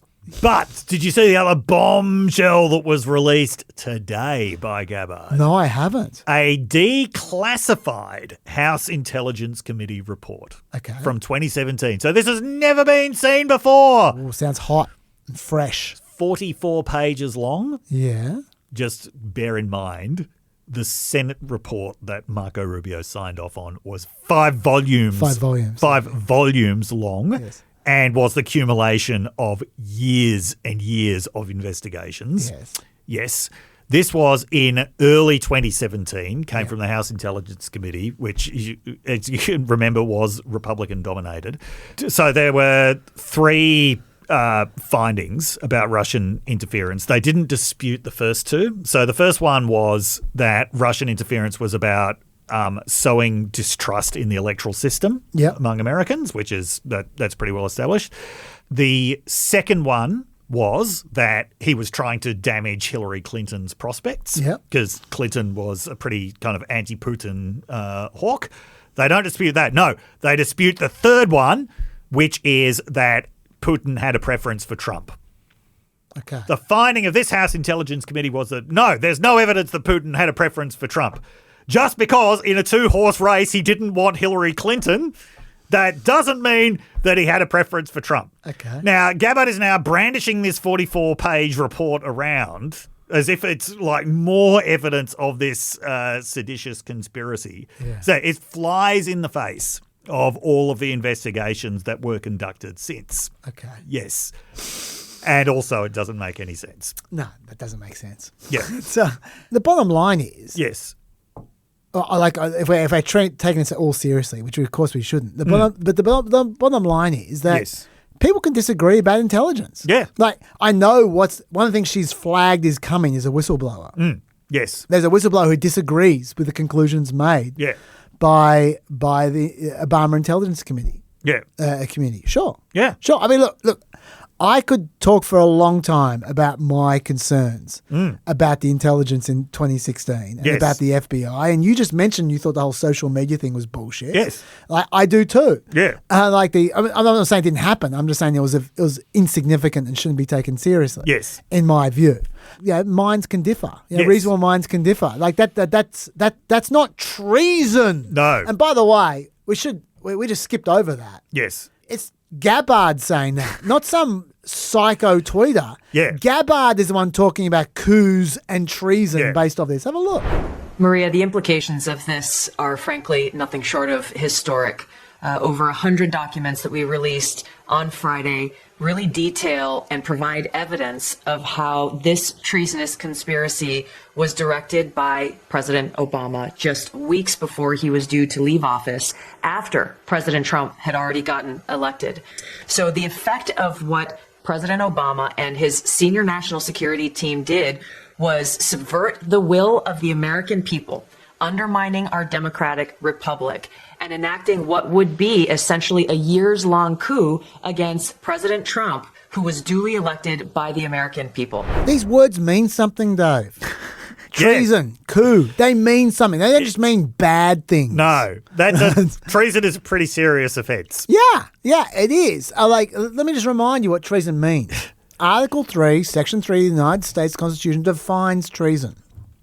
It's levying war against the United States or in adhering to their enemies, and they mean war enemies. That's how Supreme Court's taken that. Giving them aid and comfort. Yes.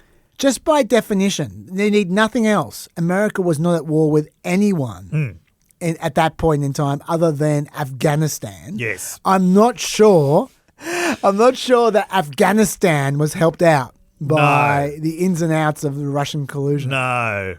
Anyway, so you got more to say about this before? Like I got some Trump clips, but leaving aside Trump, you got more to say about the general thing about Gabbard? Look, she has bought her way back into Trump's favour with this. Yep. This gets back to the Obama obsession of Trump and of a lot of Trump's base as well. Obama is not someone that they're expecting to see in the Epstein files, or probably not most of them. Probably not. But this, this is, so many of them have this dream of Obama getting arrested for some reason. Yeah. So she's resurrecting that. But I don't know how much the base is even buying this. Oh, I think the base are into this one. I think they like this one a lot. They do? Yeah, I do. I mean, I don't think they're forgetting about Epstein. Yeah, no, that's what I mean. Like, yeah. In terms of making them forget about Epstein, I don't think this one's getting very far. But they're loving the whole let's arrest Obama thing. They're definitely enjoying that. And and let's make no mistake, Trump is all about arresting Obama.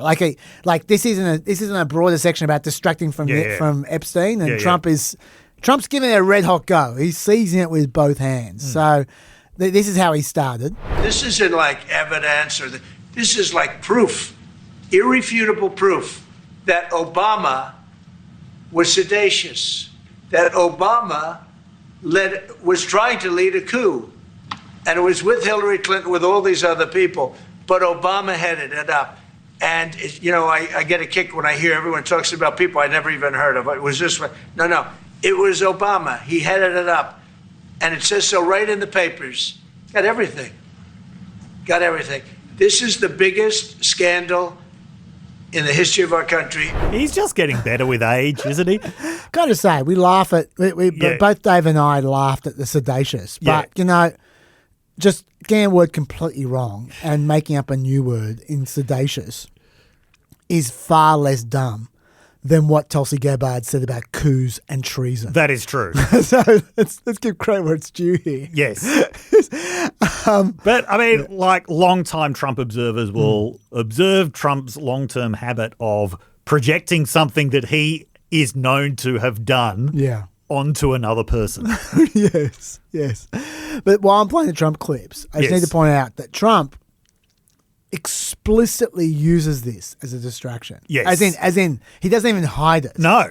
Like, he's asked a question about Epstein. Yes. In that press junket. Yeah. And this is how he answers it. I didn't know that they were going to do it. I don't really follow that too much. It's sort of a witch hunt, just a continuation of the witch hunt. The witch hunt that you should be talking about is they caught President Obama absolutely cold, Tulsi Gabbard.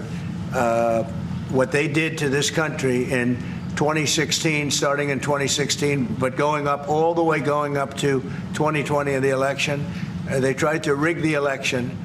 And a few days later, he even explicitly coached Republicans on how to do this. Yes. Remember this, Obama cheated on the election. And we have it cold, hard, blue, and it's getting even more so because the stuff that's coming in is not even believable. So, and you should mention that every time they give you a question that's not appropriate. Just say, oh, by the way, Obama cheated on the election. You'll watch the camera turn off instantly. So he's been very explicit about it here. He has been very explicit. They bring up Epstein. You say Obama cheated in the election, even though that doesn't make sense. I just think, even with his base, that doesn't have much power because it's just such a continuation of everything that he's been saying for so long. His base by now would, I think in their heart of hearts, realise that when he promises Obama's going to be arrested, it's not going to happen. Oh, they love that tweet. Oh, but let's keep talking while we're watching the Obama getting arrested footage. Yeah. Like they've been waiting for this to happen for so long. Trump's always promising there's new evidence coming. He's always promising there's new documents that are going to show that he actually won the 2020 election. I think at some point this just must sound like noise. What is keeping the Epstein thing going for so, is the fact that it's new. Well, one of the things is the fact that it's new. And this was, one of the things that they were expecting that wasn't delivered by Trump when they absolutely believed that it was going to be delivered. Are they going to be distracted from that by Trump not delivering something else? Because Obama is not going to get arrested. No, he's not. Well, even the Trump Department of Justice is not going to arrest. He has immunity. Yes. Thanks to Trump. Yes, he does. I can't believe everyone's forgotten this. I keep on looking down the comments in Twitter just saying, is someone going to mention that Obama clearly has immunity thanks to you? Yep. But no one ever mentions it. Yes. So this is just going to fizzle. Yeah. Well, see, okay, it's going to fizzle. Yes. Everything fizzles eventually. Yeah. But yeah, I do think that they're enjoying this fictional world in which Obama is about to get arrested and it's coming soon and all this kind of stuff. I do think they're getting into this. But I mean, you're right. He's like, this is what he always does. Yes. There's one slight difference here. There's one little difference, and this is where the circle is complete. Where we come back to where I began. Okay. Which is Trump has, unlike normal, he has a wild card element in this one. Okay. Yeah. About how Obama's going to come uppance, and this is what Trump says should happen next. Okay. When he's asked. You talked a lot about the severe consequences that those who were involved in the Russia hoax must face. In your view, sir, what are the next steps now that these documents are out there in Tulsi Gabbard? Well, the Justice Department would have to act. And we have a very competent, very good, very loyal to our country person in Pam Bondi, very respected. And it's going to be her decision. You see? Yeah. It's up to Pam Bondi. Again, he keeps throwing her under the bus. Don't blame me. Blame Pam Bondi. She is going to cop it from about 12 different directions from that base. Yeah. Poor old Pam Bondi. I'm not a fan of Pam Bondi, but no one deserves what she's about to cop over the next few months. It's true. So that's the Very wild sad, card. yes. Okay, so that was the biggest distraction. By a mile. That was, was attempted. In terms of some other distractions, my personal favourite is trying to compel sports teams to reinstate their racist names. Talk to us about this one, Dave. Okay, so I'll actually just start with a personal anecdote. In 2004, the first Major League Baseball game I ever went to in Detroit, it was Detroit was playing against Cleveland, and I noticed that there was this protest outside the stadium. Very small protest. It was like 3 people protesting against the fact that Cleveland called themselves the Indians. Not only did they call themselves the Indians, they had a particularly insulting caricature as their logo, which you would know if you've ever seen the movie Major League. Yeah, it was like sort of 1940s Disney style caricature. Yes. Yeah, absolutely. Chief Wahoo, I think, is, anyway. And the thing is, it was a small protest, but the remarkable thing about that protest was they turned up year after year at every single game. And I mean, back then, it wasn't really on the cards, but still, the protests were going on. They eventually changed their name to the Guardians. I think it was in 2021. That's referring to some famous sculptures in Cleveland known as the Guardians of Traffic. You might see that as a very bland, generic name. But it's got certain advantages to it. Can be abbreviated to guards. Sure. Same number of syllables as Indians, even the same last 4 letters. Anyway, it wasn't that controversial when they did it. It's better than the Swans. No offense. Yeah, go on. I don't know why I'm taking on the whole of Sydney. Go on. The other one that generated more controversy, just because football these days is a much bigger sport than baseball, was Washington. So Washington were known as the Redskins. They had been named the Redskins by an owner in the 1940s who was rabidly racist. Like, he had a clause in his will saying that none of the money that he left to his descendants could ever be used to promote any organization that promoted racial integration. Okay. That's how hardcore he was. And he named them the Redskins because one of his sidelines was these like traveling circus shows which involved people pretending to be Native Americans. Okay. Yeah. So, yeah, pretty racist name. It was pretty central to his identity. Yes. Yeah. Calling people Redskins. Yes. Even though the mascot was not as overtly racist as the Cleveland Indians, it was still bad. And this really became an issue in the 2000s and 2010s, partly because people hated the owner of that team, Dan Snyder, for all kinds of other reasons. Yeah, but the team was consistently bad when he was the owner. They had been quite good just a decade before he became the owner. They had one of the strongest fan bases in the NFL. They just shed fans left, right, and centre while he was the owner, always looking for new ways to extort money from the fans while the team was performing worse and worse on the field. In the end, he got kicked out because of incredibly dodgy things that he had done with cheerleaders. Yeah, with taking covert photos of cheerleaders and things like that, and general rampant culture of sexual harassment within that organisation. I think it's actually because he was so reviled as an owner that the move to change the team name picked up so much speed, because there was a lot of resistance to changing the team name. Anyway, they did change their team name. First of all, it was to the Washington Football Team. Yes. It's a placeholder name if there was one. I kind of liked the WFTs. As opposed to WTF. Yes. Yeah. But anyway, then they're like, okay, we've got to come up with a real name. And what they came up with was Commanders.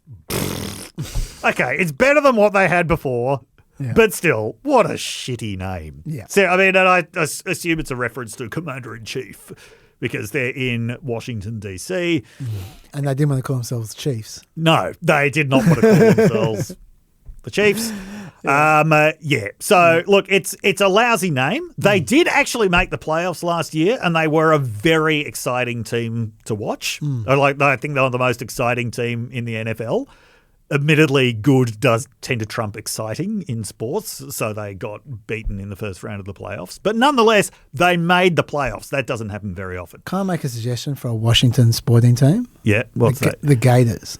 It's a swamp. I know there aren't alligators in Washington, but it's famous as being the swamp. How about the mosquitoes? I think mosquitoes. Mosquitoes. I think mosquitoes, they're a little less scary than gators. Yeah, but they'd be a more accurate know. depiction of how Washington's teams perform. Yeah. Sure. Anyway, I know the entire world is a pepper, so they'll hear that. Yeah. Right.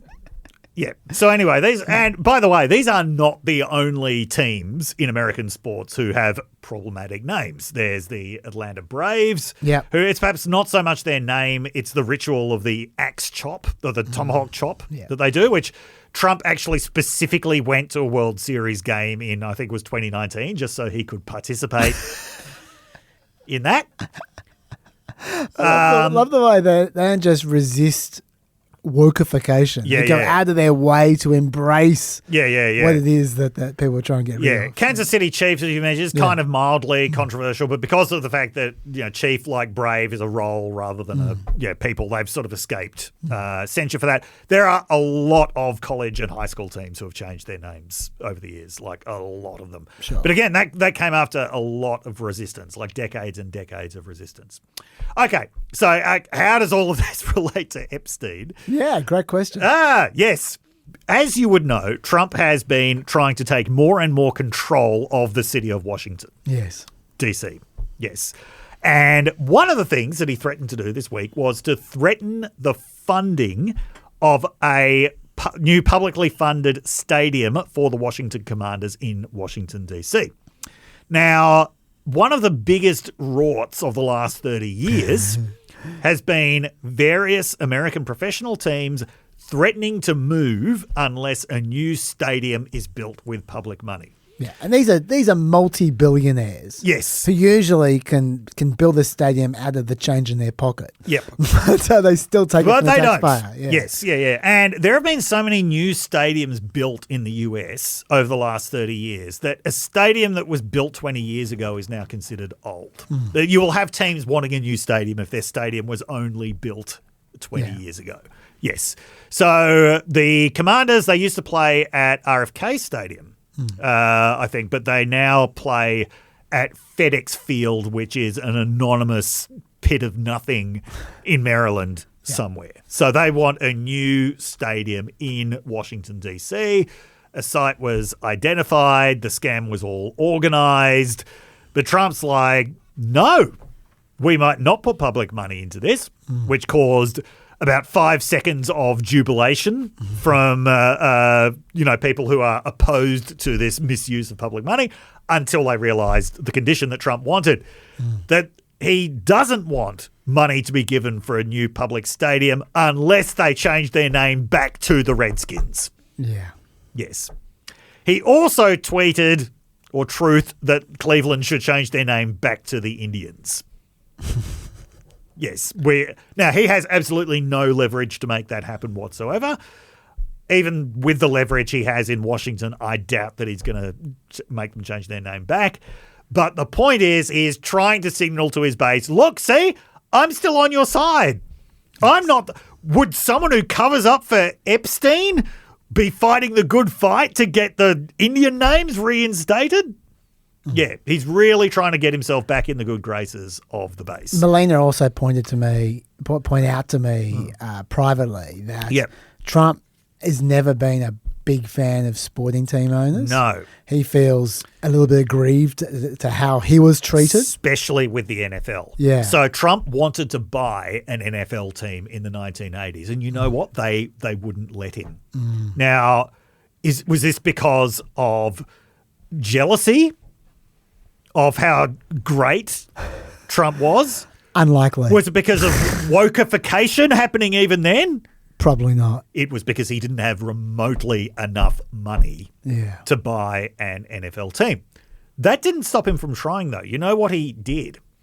He bought a team in this minor league called, I think it was called the USFL. Oh, I thought he started that league himself. No, he didn't. Oh, okay. He was one of the founding. I thought it was like a Kerry Packer type situation. He didn't start the league. He was one of the founding owners. Right. So he owned a team in New Jersey, I think. This league was seen as promising because of the fact that they played in the spring, right? They weren't attempting to compete with the NFL. I know a lot of football fanatics who, the worst 7 months of the year is when the football season isn't on, right? So this is the niche that they were filling. Sure. They managed to get one of the top recruits out of University of Oklahoma, Marcus Dupree. Instead of going to the NFL, he went to the USFL because the NFL wouldn't take him because he hadn't spent enough time in college at that point. So they were actually all set up pretty well. And their first season was pretty successful. But then Trump had the idea of we should be going head-to-head with the NFL. We should actually be competing against the NFL in the fall. Now, Trump would have known that there was no chance of that happening this ridiculous upstart spring league, as successful as it had been at a spring league, was never going to be able to compete with the NFL. His actual strategy was to sue the NFL for anti-competitive behaviour with the hope that the NFL would do what the NBA had done a few years previously with the ABA, which was to absorb some of the ABA teams into the NBA. That's how he was hoping to get into the NFL, that by suing the NFL, the compromise that would be reached was the NFL would take in some of these USFL teams. It did not work. The USFL ended up winning the court case.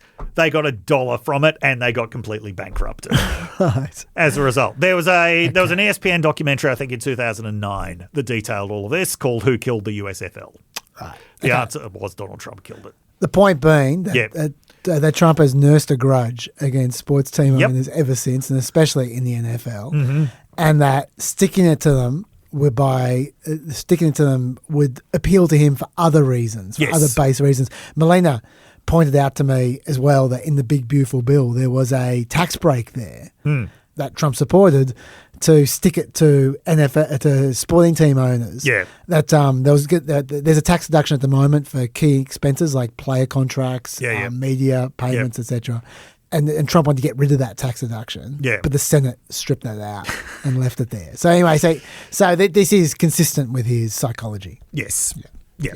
So anyway. Didn't work. Didn't work. And the problem is, I mean, trying these distractions, the problem is Trump has created this environment where almost nothing lasts more than 12 hours. Yeah. Like, we are the only people talking about this. Yes. Now. Yes. Sure. Yes. So that was one of the attempted distractions. Yeah.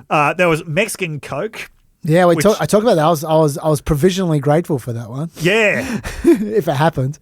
Then there was the release of files related to the Martin Luther King assassination. Yep. I haven't looked at any of these files. No, neither have I. Yes. There's 240,000 pages. Yeah. That's too many pages. I don't know. I don't know what's in them. But one of the interesting things about this is that there were members of Martin Luther King's family who had always maintained that James Earl Ray was not the guilty man.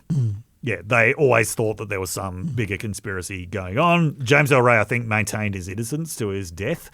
I don't know how many members of Martin Luther King Jr.'s family, but there were some members who always maintained that there was a bigger conspiracy going on. The kids never wanted these files released. No, they didn't. Yeah. Yeah. And it didn't really work out for Trump anyway, because after, he got way less than 12 hours out of it. He got maybe 2 hours out of it. Mm-hmm. And by the way, to be fair, it's not necessarily a 100% distraction in that he did have an executive order to do this in January. He did. Like well before the Epstein issue was on his mind. Yes. And the executive order said he did classify the JFK, RFK and MLK files. Yes. JFK records he declassified in March, RFK in April, and now in July. So like I say, it might be a 50-50 scenario. Yes. Right? But let's say it's to distract. Let's say that's the only reason. Yes. He went to all this trouble. He declassified 240,000 pages of documents, right? Potentially pissed off the family yes. of MLK. And what does he get for it? What he gets is Bernice King tweeting out, "Now do the Epstein files." So for those who are listening, it's a picture of MLK I did not see that. Looking unimpressed. That is brutal. And it says, "Now do the Epstein files." So the distraction didn't even work for MLK's family. No.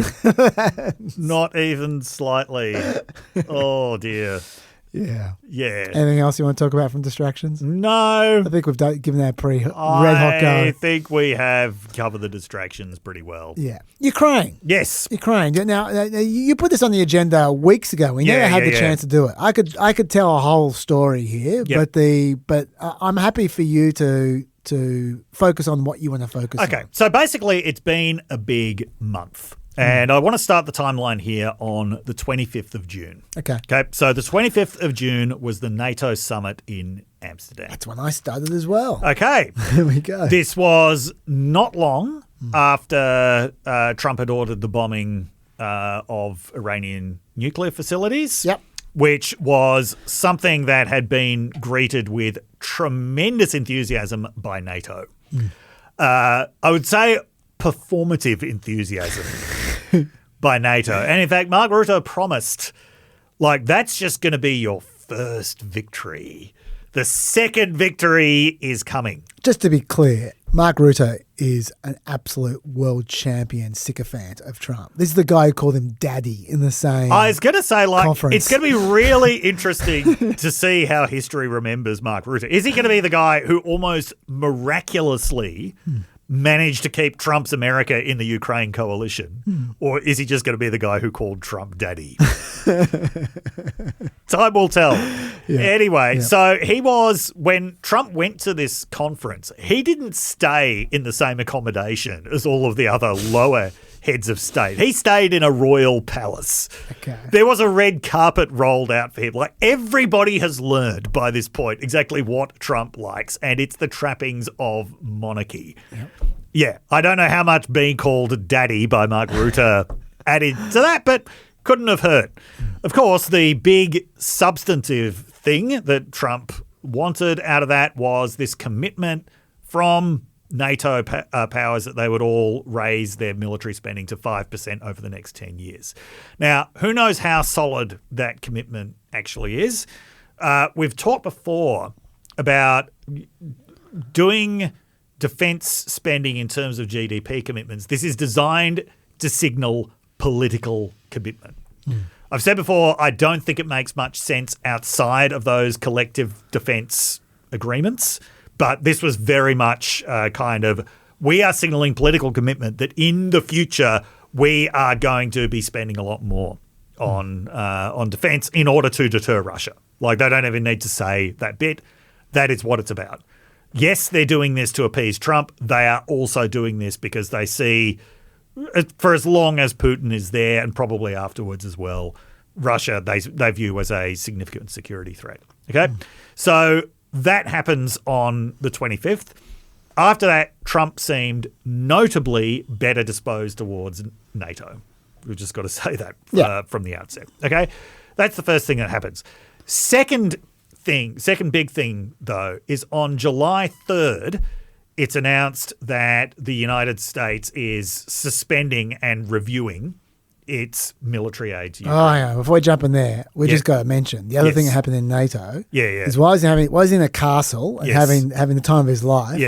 Zelensky has a meeting with him. Yes. And Zelensky has also perfected what Trump likes. Oh, yes. He even showed up in a suit, which is rare. That is very rare. Yeah. And he had a meeting with Trump. And it went for an hour, and Trump loved it. Yes. He loved it. I have not seen this, and I can't even imagine what Zelensky would look like in a suit. Yeah, I don't have a picture. Maybe Lockie can find it. But I do have a clip of what Trump said after their meeting, and it sets up what is to come. Okay. What I took from the meeting couldn't have been nicer, actually, but I took from the meeting that he'd like to see it end. I think it's a great time to end it. I'm going to speak to Vladimir Putin and see if we can get it ended. So he had a great meeting. Zelensky wants to end the war, which is new from Trump. Remember, very new from Trump. He's accused Zelensky of starting the war. By being invaded. And of trying to keep it going. Yes. Yeah. And so now he's saying, he wants to end the war. I've got to talk to Vladimir about this.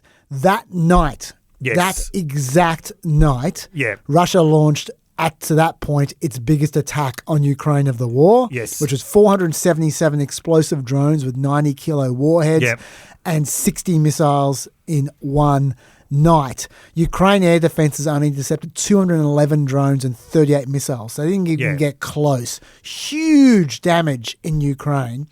And Ukraine are basically running out of interceptors at this point in time. A year ago, as a point of comparison, the bombardments nightly were 10 to 25 drones. Now, 477 drones and 60 missiles. And that is setting up what then happened, which you were then going to get into. Yeah. And by the way, those airstrikes have been continuing. They've gotten worse. I'll get to higher levels of intensity. I've got a whole story. Ever since then. Okay, so on July 3rd, it's announced that, they're actually suspending military aid.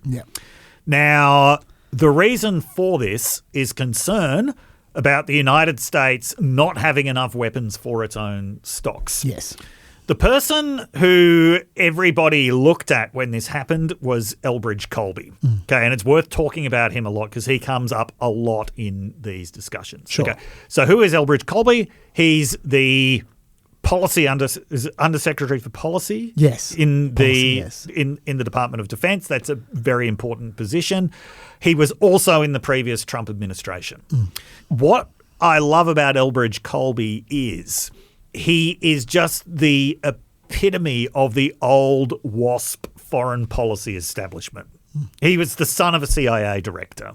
He's one of these multi-generational types that you always used to get in foreign policy, the various foreign policy agencies. Even his name, Elbridge Colby. Yes. That's only something that a WASP aristocrat who's been in the Foreign Service for 4 generations can get away with. Yep. Okay, so he's commonly known as Bridge Colby.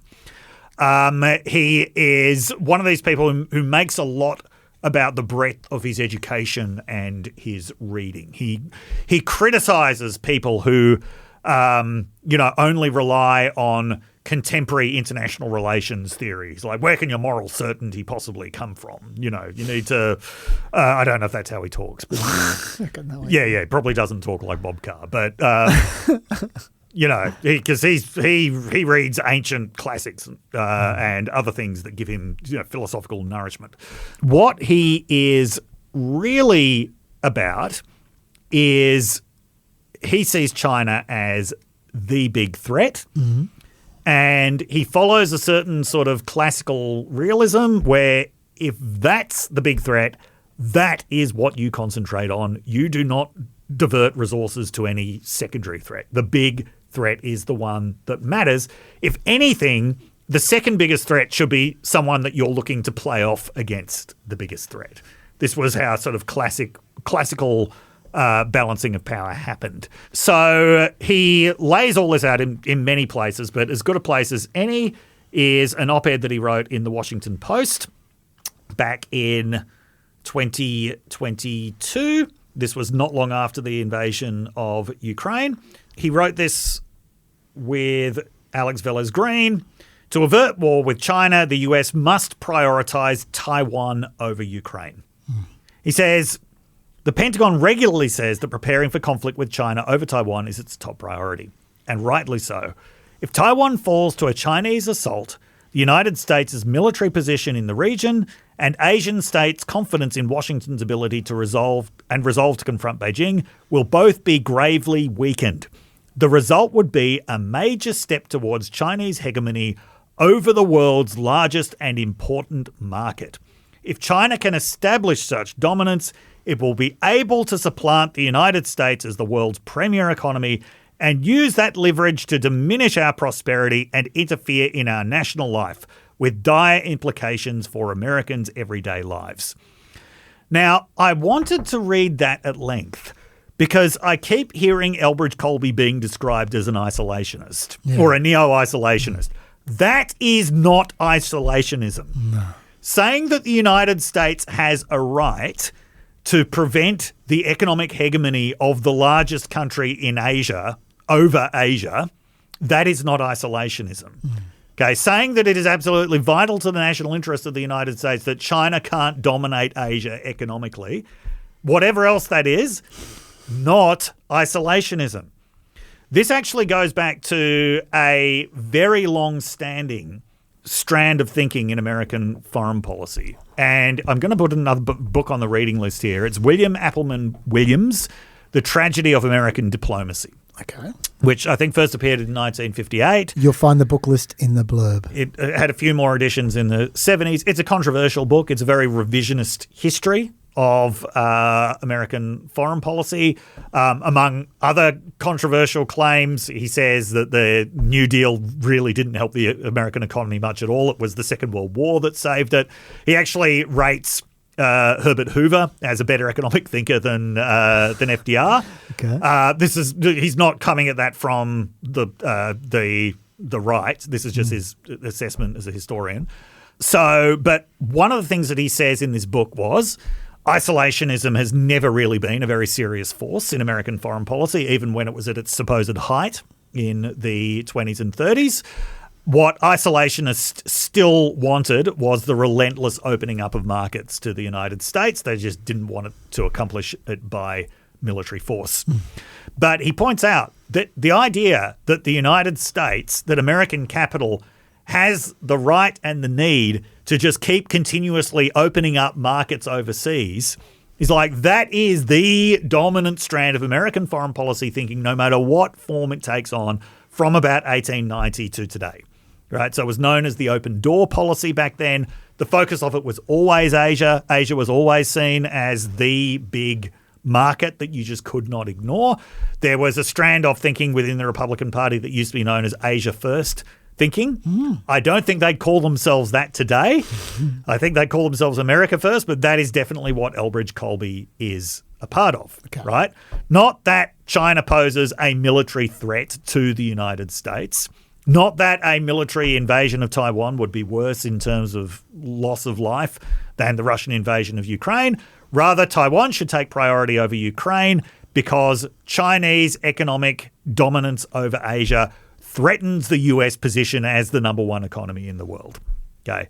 I just want to make that very clear. There is nothing anti-interventionist about this. There is certainly nothing isolationist about this. Okay. This is actually very traditional American foreign policy, which is we've got to stop anybody else from becoming the dominant power in Asia because that's our market, God damn it.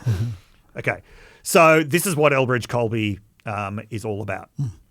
After that, Politico had this lengthy story about Elbridge Colby saying, who is this guy who's pissing off everyone in Washington?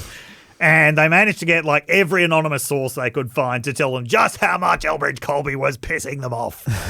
Among other things that they mentioned were the AUKUS review. So they said nobody else knew about that until Elbridge Colby announced it. Australia. Yeah. And yes, and he is skeptical of AUKUS because he's worried about the American capacity to produce enough submarines for itself. Which is unreasonable. Yeah. The thing is, as much as this article was about he's pissing everybody off, the concerns that he was voicing are actually pretty widely held in the US. It's about we don't have enough weapons for ourselves. And that was the case here as well. That was the case here. Like he's very I'm not saying he's the kind of great foreign policy thinker that a lot of people seem to think he is, but he's pretty consistent in terms of what he thinks, and he actually explains it pretty clearly. Yeah. So anyway, that's Elbridge Colby, and he was widely suspected of being the person who stopped the military aid to Ukraine. I don't know if that's been confirmed. Well, yeah, it's hard to know about what's real and what's not because like articles are speculating as much as anything. But it seems that he wrote a memo to Pete Hegseth, just telling him we're at 25% of our capacity when it comes to Patriot missile interceptors, especially after Iran, where they used quite a few, and you should just do a stock take and just make sure we're okay.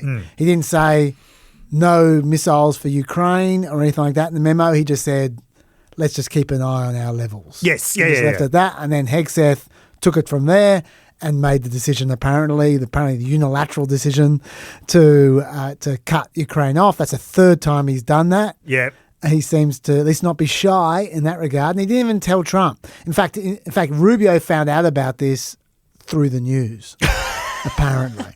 So yeah, and look, and while the shortage is real, House member and ranking Democrat in the House Armed Services Committee, Adam Smith, said he knows the exact numbers of weapons that the US has, given his position, and he says we are not at any lower point stockpile-wise than we've been in the 3.5 years of the Ukraine conflict.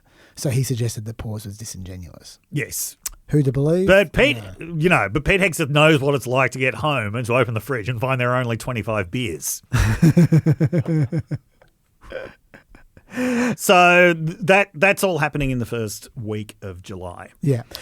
So before you go on, at that same time, Trump made two more important phone calls. Because I could tell you were about to skip past that. One to Zelensky, which went very well again. and one with Putin, which did not go so well. To Zelensky, Zelensky said it was probably the best conversation we have had during this whole time, the most productive. We discussed air defense issues, and I'm grateful for the willingness to help. He's grateful. Yeah, good on you, mate. The Patriot system is precisely the key to protection against ballistic threats. This is what Trump said about Putin. I didn't make any progress with him today at all. I'm very disappointed with the conversation the conversation I had today with President Putin, because I don't think he's there. I'm very disappointed. I'm just saying, I don't think he's looking to stop, and that's too bad. And then the next couple of days, he got angrier and angrier with Putin. Yep. To the point where he said this. We get a lot of bullshit thrown at us by Putin, for you want to know the truth. He's very nice all the time, but it turns out to be meaningless. And then he followed up with that. Mr. President, are you planning to send more weapons to Ukraine? We're going to send some more weapons. We have to. They have to be able to defend themselves. They're getting hit very hard now. We're going to have to send more weapons. Yeah, defensive weapons primarily, but they're getting hit very, very hard.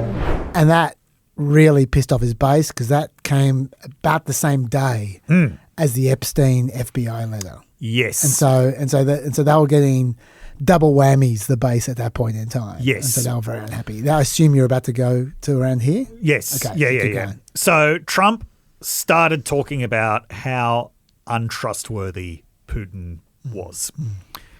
Trump seems to have been the last person in the world to realize how untrustworthy Putin was.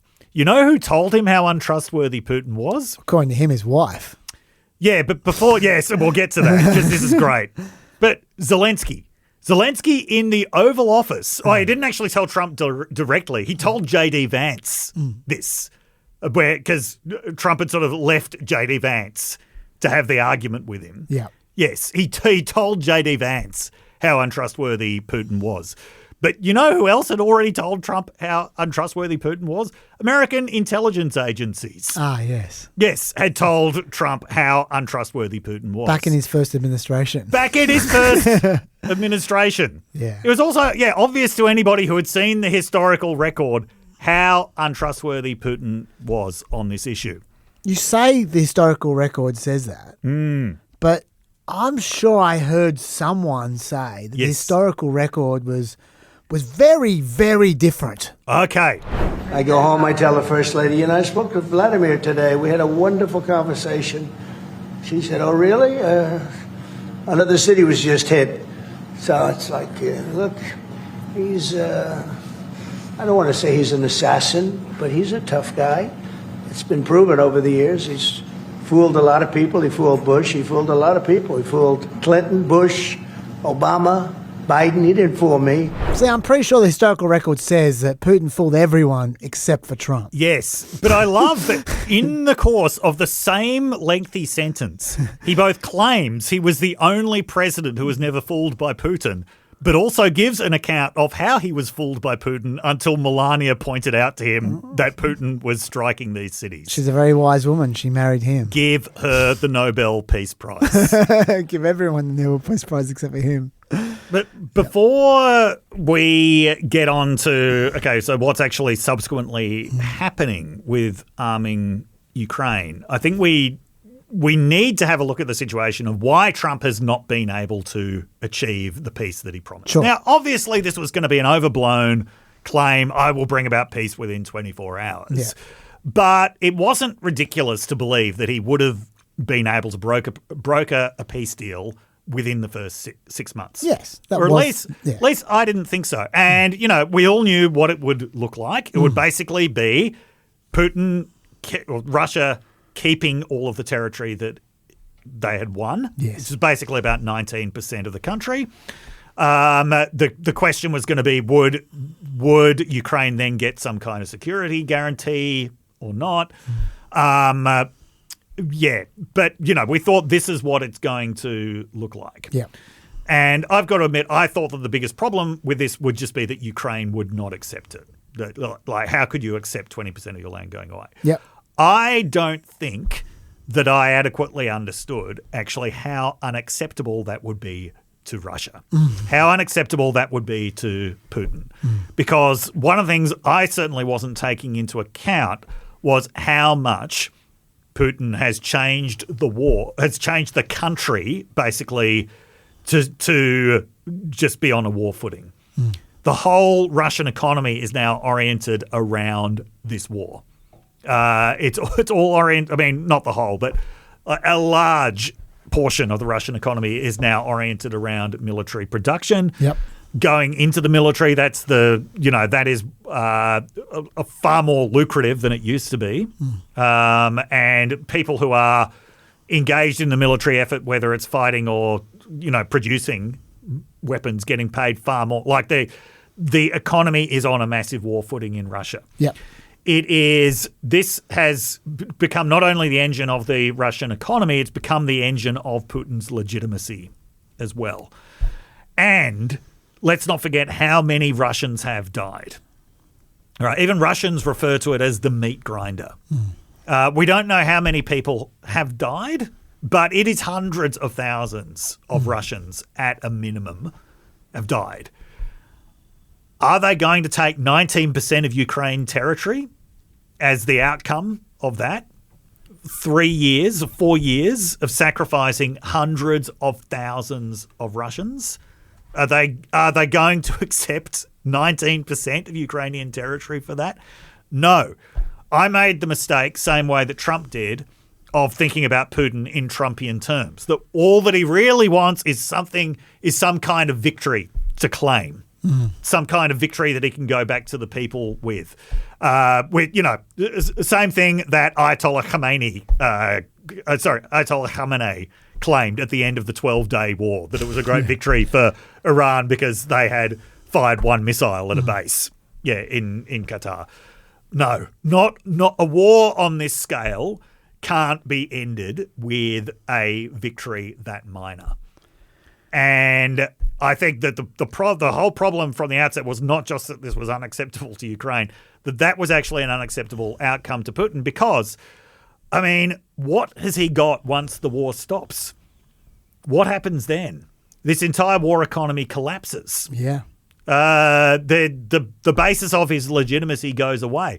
If that happens, it's got to be for something major. It's got to be for basically Russian conquest of Ukraine, or at the very least, like installing a Belarus-style government in Ukraine. If it's for 19% of Ukrainian territory, how many hundreds of thousands of families are there in Russia who have lost sons to this war?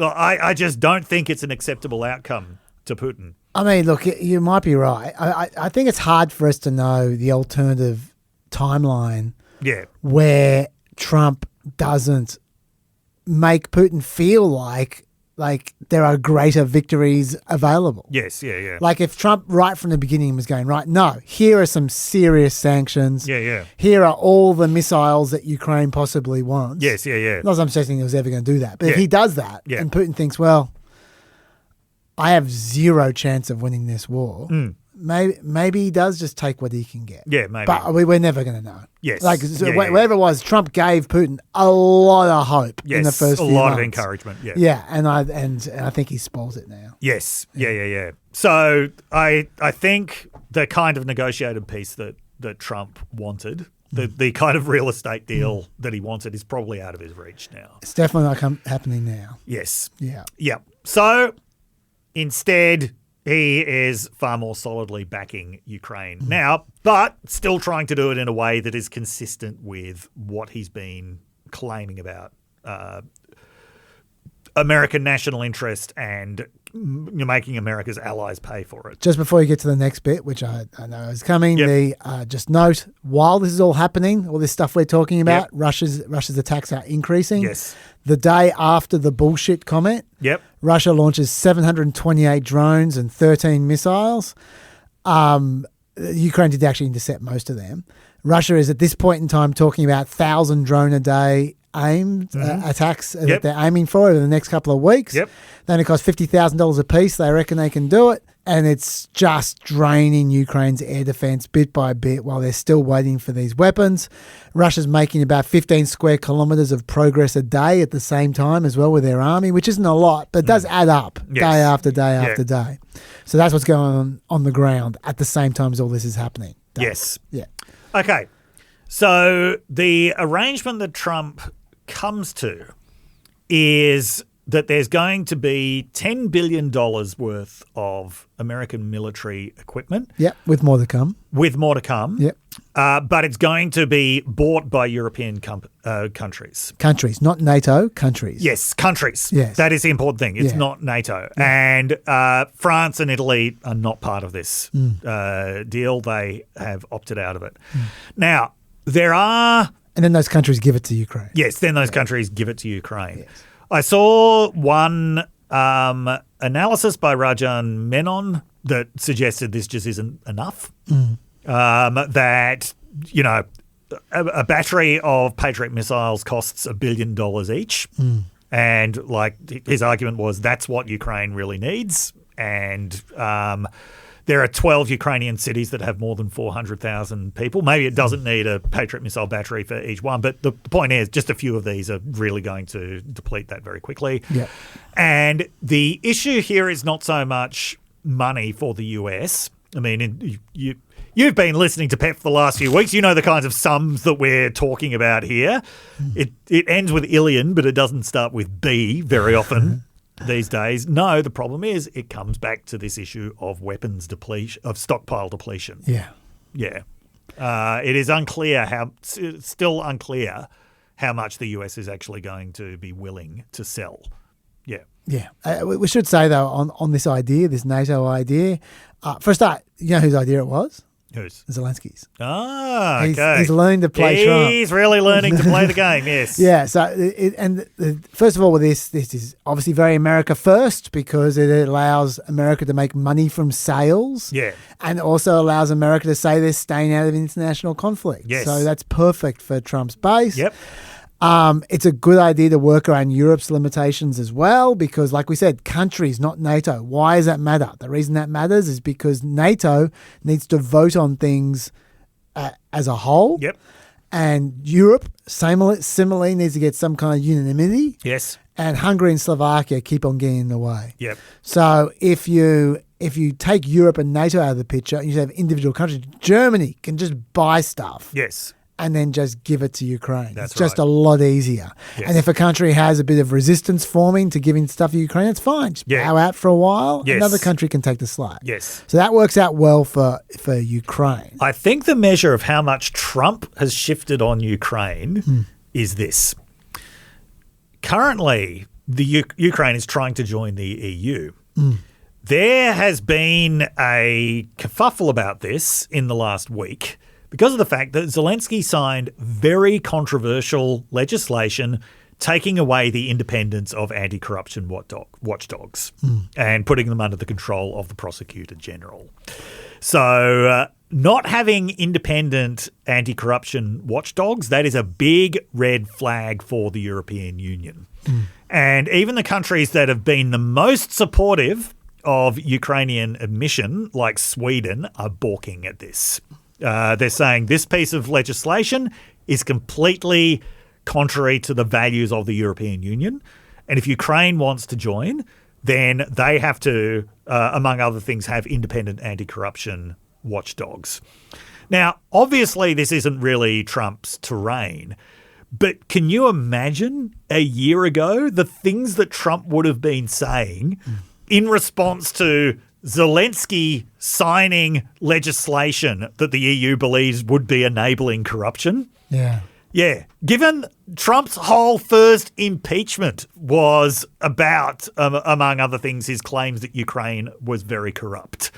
But Trump's belief in the inherentness of Ukrainian corruption goes all the way back to his alternative theory that it was Ukraine rather than Russia that was behind interference in the 2016 election. Yeah.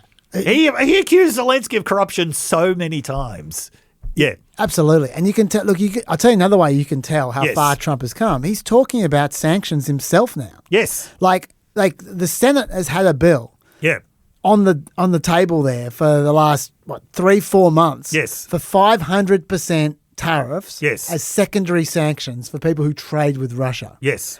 And they keep on not voting on it, even though they've got 80 votes. That's a veto-proof majority. Yeah. They've got 80 votes, but they don't vote on it because Trump keeps on telling them not to vote on it. Yes. And now Trump has unilaterally, I was going to play the clip, but I just want to, yeah. well, you don't run out of time, so I'll just get straight to it. Trump has unilaterally said if Russia doesn't agree to peace in 50 days' time, then I'm going to impose 100% tariffs on as secondary sanctions. Now, that's not 500%. Yeah. But it's a lot further than he's gone before. And he's even saying he might support the 500% bill now. Yeah. So he's gone a long way. I should say, Russia openly laughed at that threat. Yes, yeah. Like I've got a quote here from the chair of the Foreign Affairs Committee in the Russian Parliament, Upper House, saying, over 50 days, a whole lot can change on the battlefield and in the moods of those in power in the US and NATO. But our mood won't be affected. Yes. Which is true. I mean, Russia can just treat this as 50 days in which they just do as much damage as they possibly can, take as much land as possible. Then they can go, hey, Trump, remember that deal where we're just going to keep the land we got? Thanks. We've got a lot more land now. And they all know Trump that will probably change his mind in 50 days anyway. So Russia isn't taking this that seriously, but it is still movement from Trump. And I just have one more thought, and I'll leave you to finish off. Yep. Which is, this is not just Trump; it's his entire base is coming with him. Yes. Because we talked all last year about how the Republicans were being lost to Ukraine. Yep. Just this week, Marjorie Taylor Greene, who was at least consistent, I'll give her that, introduced amendments to ban U.S. military assistance country by country. Ukraine, Israel, Taiwan. And the vote on Ukraine to ban defense funds for Ukraine was only 76 in favor to 353 against in the House. 141 Republicans were opposed. If this was 6 months ago, they would have had almost 0 Republicans opposed. Absolutely, yeah. So Trump has dragged the entire House Republican set along with him. He has. And that is massive for Ukraine. Yeah. So that's just my sort of thought. So just on the tariff point, but you may remember Russia wasn't mentioned at all in Liberation Day. Yeah. And the explanation that was given was, well, because of sanctions, we hardly do any business with Russia. And it's true. Russia only exports $514 million worth of goods to the US, albeit it's important. It's uric acid, which is very important for fertilizer. There you go. Even though it doesn't sound like much, it actually probably would have been pretty devastating had they cut that all off at once. But anyway, now even that's on the table. So you've got the 100% tariff on Russia. But as you say, it's the secondary tariffs that really matter, especially on Russian oil, because Russia exports $192 billion worth of oil to China and India. Yeah, it's a major part of its economy. So he's threatening 100% secondary sanctions on Russia. On China and India. Yeah.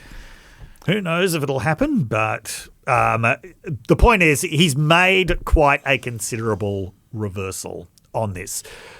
There's been a lot of reporting suggesting this sort of psychological explanation that he came to believe that he'd been played by Putin and he didn't like that at all. He found that humiliating. That's what turned him against him.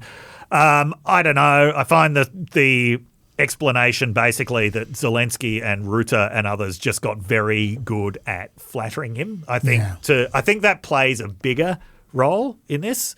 I'd say two things. I'd say that's one. Yeah. And the other one is I think he liked the feeling of smashing Iran. Yeah. This all happened after that. He's got a taste for it. Yeah, now. I think he's not so isolationist anymore after Iran. I think he was scared of his base before when it came to isolationism. Yeah. I think now he's less scared. He saw the way they just fell into line. And I think he liked that. Yes. Yeah. Okay, look, I need to go, but I've got a trivia question for you before I go. Go for it. Nearly all pygmy hippos in the United States are descendants of a pygmy hippo that was originally a gift to which president who collected a lot of it? It's got to be Teddy Roosevelt. He's not. Oh! Teddy Roosevelt killed them. He didn't collect them. No. This is the president who actually liked live animals. And it was Calvin Coolidge. Oh, I like Calvin too. And this hippo sired, I think, 18 other hippos. Yeah. And they named them all Gumdrop. It was like Gumdrop the first, Gumdrop the second. That's strange. But there's a very interesting scientific finding from this, which is that hippos that are sired in captivity, there's an overwhelming imbalance to female hippos. So they're wondering why, like, the first 13 hippos were female. But yeah, apparently that was a scientific finding. There you go. Hippos, when they breed in captivity, they mostly breed women. That's a great note for us to go out on. Yes. Dave. Yeah. After the White Flash, I'm going to be interviewing Jim Holding again on the crypto bills. We'll see you next week, Dave. Until then, stay peppy. Stay peppy. Welcome to the other side of the White Flash. Lockie is joining us for the last 90 seconds of recording. Fast and peppiest. We are back to our usual programming where I don't have enough time to do any immigration stuff. It's okay. My notes aren't going anywhere. Next time, folks. Also, no time to talk about Hunter Biden, I'm afraid. Did you see the interview? I heard of it. I haven't watched it. No. A lot of swearing. I've only got one thing to say. I think we have found our left-wing Joe Rogan right there. I think Hunter is the man. Whoa. He is damaged in just the right way to be compelling viewing. Well, I'm just worried he'll compete with PEP. I do not fancy our chances. Oh, that's okay. Hunter's a pepper. Stay away about Hunter. Look, I do have time, though, to interview PEP's very own crypto dude, Jim Holding, partner from Rubicon Law. I wanted to ask him about the 3 crypto-related bills that passed the House this week. So take it away, Jim Holding. Jim Holding, thanks for coming back. Can't believe you're back. Chaz. Thank you, Chaz. You're a glutton for punishment. All right, let's go through these bills one by one, Jim. First of all, we've got the Genius Act. What problem is the Genius Act supposed to solve?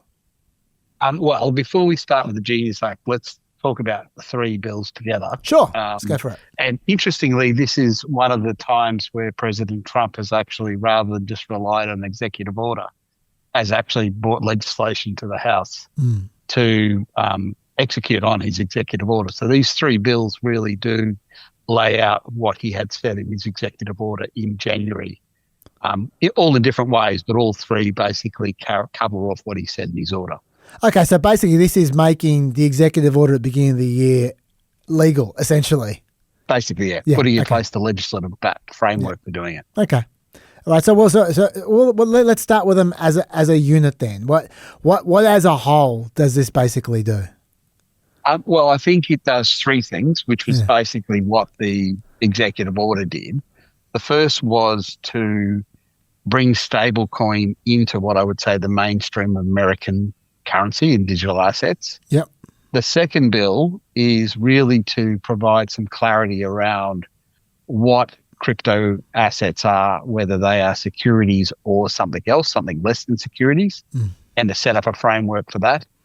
And the third bill, which is probably the one that is probably the most controversial one in some ways, is the anti-central bank currency, digital currency legislation as well. Yeah, you'll recall in the order, Trump said that he wasn't going to allow the US to be involved in central bank currencies, developing currencies, and that's what the third piece of legislation is doing, is banning that. Okay, well, let's go through one by one. The first one you're referring to, that's the Genius Act, right? Yep, the Genius Act, yeah. Okay, all right. Now, that passed relatively bipartisan vote, I reckon, 308 to 122. So there's a fair few Democrats going for that one in the House. Over 100. Yeah. Over 100 Democrats. There you go. Voted for it. And it had already been through the Senate, so the House, and it's been signed into law now by Trump. Yeah. Okay, so I saw some people, I was trying to look, I never understand this stuff, like I've told you before, Jim. So I was looking through to try to work out what the pros and cons were. And I saw some people saying that this was going to lead to chaos because hundreds of American companies could potentially issue their own currencies. It would take the system back 150 years to the Wild West. What's your response to all that? I think there are a couple of things. I think, first of all, There is some general criticism of the bills law. And that's really the criticism about the conflict of interest with President Trump. Okay. And, how he could individually or personally benefit from this legislation. I think there are also specific criticisms of each of the bills. And one of the criticisms of the stablecoin bill is that could it create a shadow banking economy? So and the reality is that it could create. I mean, one of the reasons why stablecoins are attractive is that it's quick, it's efficient, and it's a lot cheaper than the current banking system. And so you could find, Amazon could issue a stablecoin and say you're only allowed to pay for Amazon products through Amazon stablecoin. Now, that would mean that they wouldn't necessarily have to pay all the banking charges that they pay. Right. But it would also mean that a lot of customers might say, well, we're not buying off Amazon because we don't want to have to have a wallet. We don't have to have the stablecoin. So whilst I can see some arguments saying, well, it's going to create all this different currency and it's going to be difficult for people, the reality is that people don't have to necessarily do this. And I think a retailer would be crazy to cut off a large percentage of the market by saying, oh, you must only use our stablecoin when you're buying this. But it's sort of like Uber and the cab system. You can understand why some participants in the banking system would say, well, we want a cheaper, more efficient way of doing it. So you create a market and stablecoin will fill that market. I think as we discussed last time, where stablecoin product comes into its own is in overseas transactions. Yeah. Where you don't have to use the SWIFT network and you can actually do things a lot more efficiently and a lot quicker without having a lot of intermediaries. Okay, so you're saying while you understand where the critics are coming from, you think it's unlikely to eventuate the way they fear? I think one of the things they fear about is the fact that big organisations would only take their own stable coin. So therefore, someone who wants to buy might have to have 40 different stable coins to be able to buy 40 different products or 40 different retailers. I think that would be unlikely to happen because there'll be a lot of people who say we're not interested in that. We're just happy to use currency. So therefore, why would retailers knock off their market? Yeah. The other thing this bill does is it does set up what stablecoin can and what you can and can't use as backing, the assets backing. That's a good thing, isn't it? It is. It is a good thing because at the moment, the stablecoin that was being used, like Tether and USDC, they weren't regulated. And of course, one of the big criticisms after I spoke last time was people were saying, well, Jim didn't really say that a lot of the Tether's not audited. So how do we know that they're putting $1 in every time they issue a stablecoin? Well, I think one of the things is now that is going to be a lot more regulated. Although there'll be two different regulators. There will be for large organisations that are issuing a large denomination of stablecoin. They'll be regulated by the Federal Reserve, and the smaller ones will be regulated by the Office of Control of Currency. And do we trust the smaller regulator? I think so. Yeah. Yeah. Okay. What about the second bill, the Digital Asset Market Clarity Act? This is the one where you were saying that it was defining what is and isn't a security. Yeah. Exactly. Yeah. So this one's gone through the House and passed relatively comfortably, but it hasn't gone to the Senate yet. It's on its way to the Senate. I don't think it's going to have as easy passage through the Senate. I think the Senate, there are a number of senators, including Republican senators, who are concerned about this bill, and there's talk that the Senate may actually write its own bill or want to heavily amend this bill. Yeah. So this bill, what it does is it creates so you'll recall that under the Biden administration, the SEC took a very wide view of what a security was. Yep. And therefore a lot of the tokens or cryptocurrencies were, there was a lot of prosecution about whether they were securities or not. Then when President Trump came in, they basically said, well, we're going to stop that. We're going to stop those prosecutions. And they've put in this legislation now, which gives some clarity as to what's going to be a security and what's not. Once again, there'll be two different regulators, though. If it's a security, it'll be regulated by the SEC. Yeah. And if it's not a security, it'll be regulated by I think it's the CTFC, which is the Commission for Commodities and Futures Trading. Right. And this is the bill that people are worried is going to be a gift for Trump, isn't it? That he can get his stuff through. This is the one I think that everyone, well, I think there's two sides to this. One is that this is needed. Yeah. So, and this is needed in every country. And if you look at some of the people that are criticising this act, they were saying, well, there's no need for this act at all. We already had a pretty clear legislation about what a security was or not. Crypto just didn't like it because once it was a security, then it was pretty heavily regulated and they didn't like that. So I think there's no doubt that this bill was needed because you did need clarity as to what was the security and not was the security. Because as the other reason is, Chaz, you can't have a situation where you've got a government saying, well, we're not going to prosecute this. Yeah. So you then have 4 years where people are creating these securities. You have a change of government or a change of president at the end of the term, and everyone starts getting prosecuted because the new government coming and going, well, look at all these securities. You guys haven't gone and done what you should have done, so we're going to prosecute you now. Yep. So you needed to have clarity if you're going to have a digital asset business.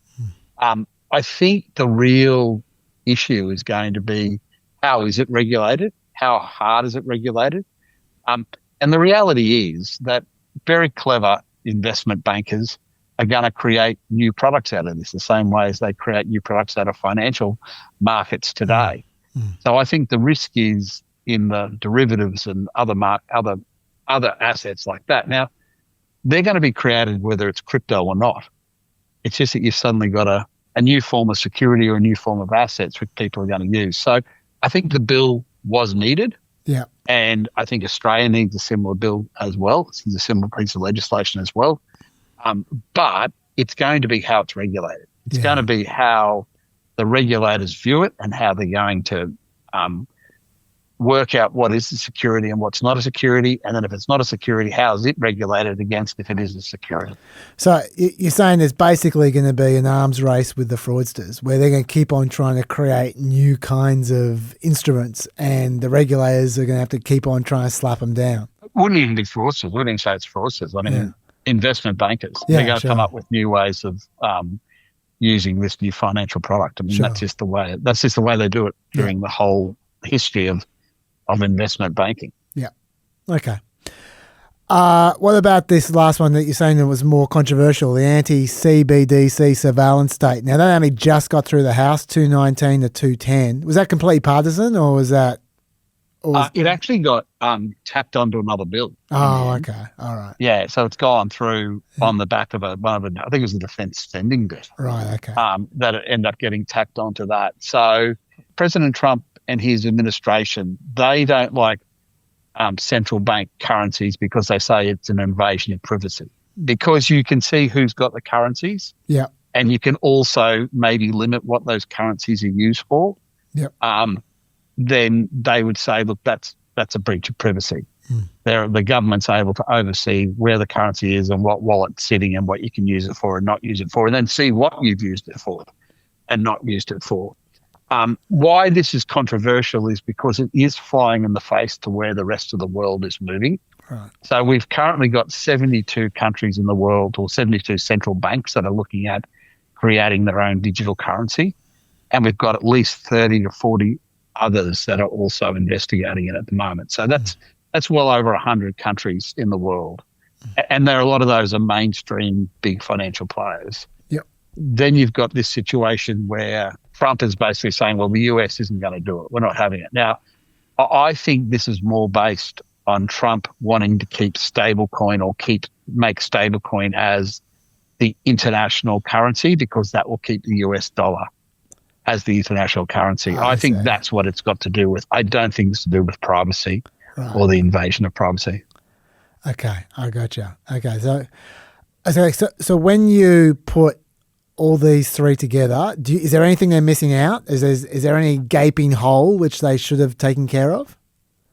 No, I think it's a pretty good first step. Okay. I think this is a very. Oh, sorry, go back a step. Yeah. I'm not overly crazy about the anti central bank digital currency law. I think that's more to do with politics and more to do with the US world and its trade. Yeah. I think the other two, though, the stablecoin and the Clarity Act, are they're needed. If you want to have a digital asset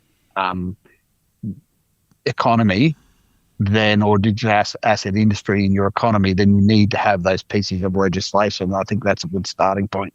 I do think that the government needs to be on its toes, though, as things start to develop and mature. And this is a very nascent industry, so there's going to be a lot of development over the next 5 to 10 years. They have to be flexible and to put regulations in to be able to ensure that retail clients aren't losing money. Yeah. I mean, I'm not that worried about sophisticated clients. I mean, if you're a sophisticated client and you want to make some decisions around how you invest, then you're smart enough to work that out. But retail clients are the one that I worry about. Mums and dads. The government, the mums and dads. The government have to make sure the mums and dads.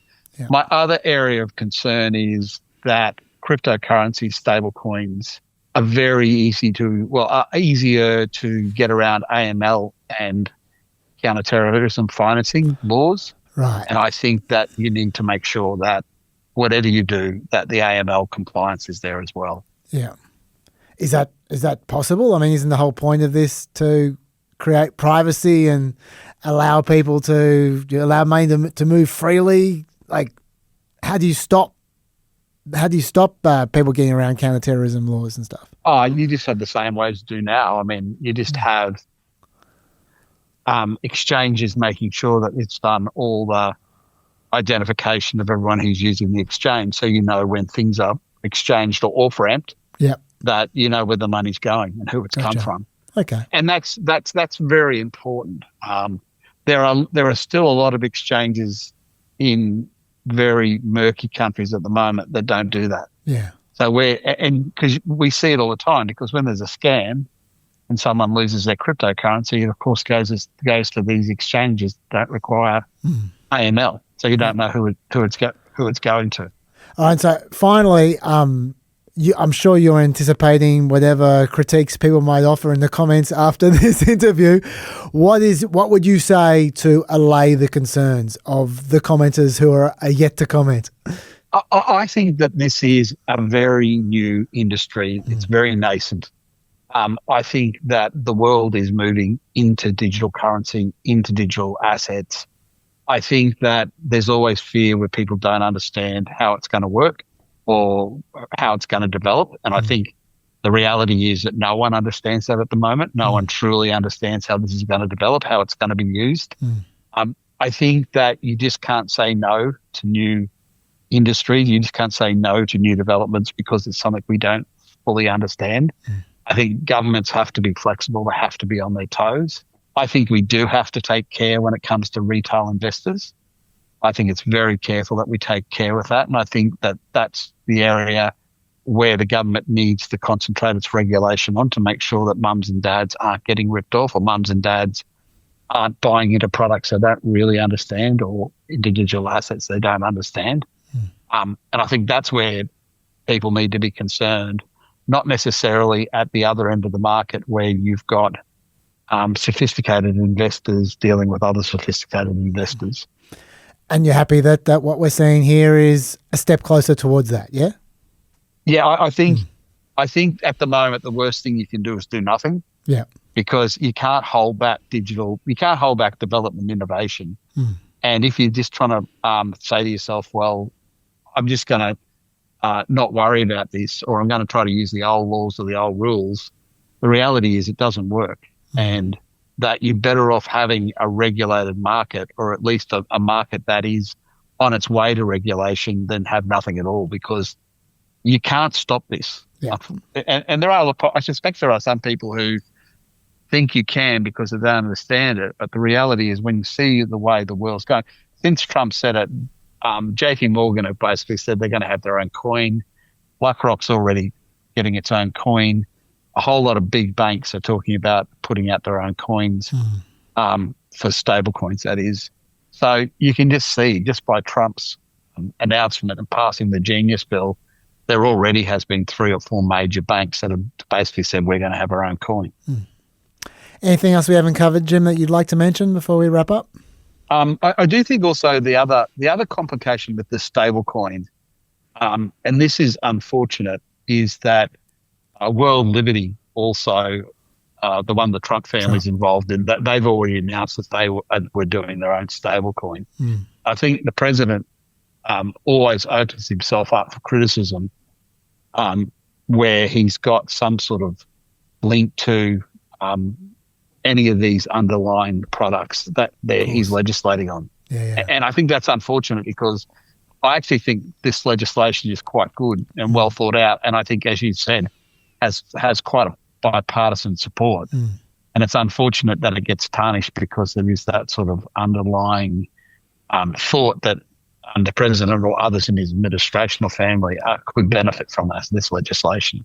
That is what you get. Well, Jim, thank you so much for elucidating on all this stuff. Honestly, I'd have no chance. So I really, really appreciate it. And thank you so much for well, first of all, for being a pepper and also for your time. Really appreciate it. Stay peppy. Stay peppy, Jim.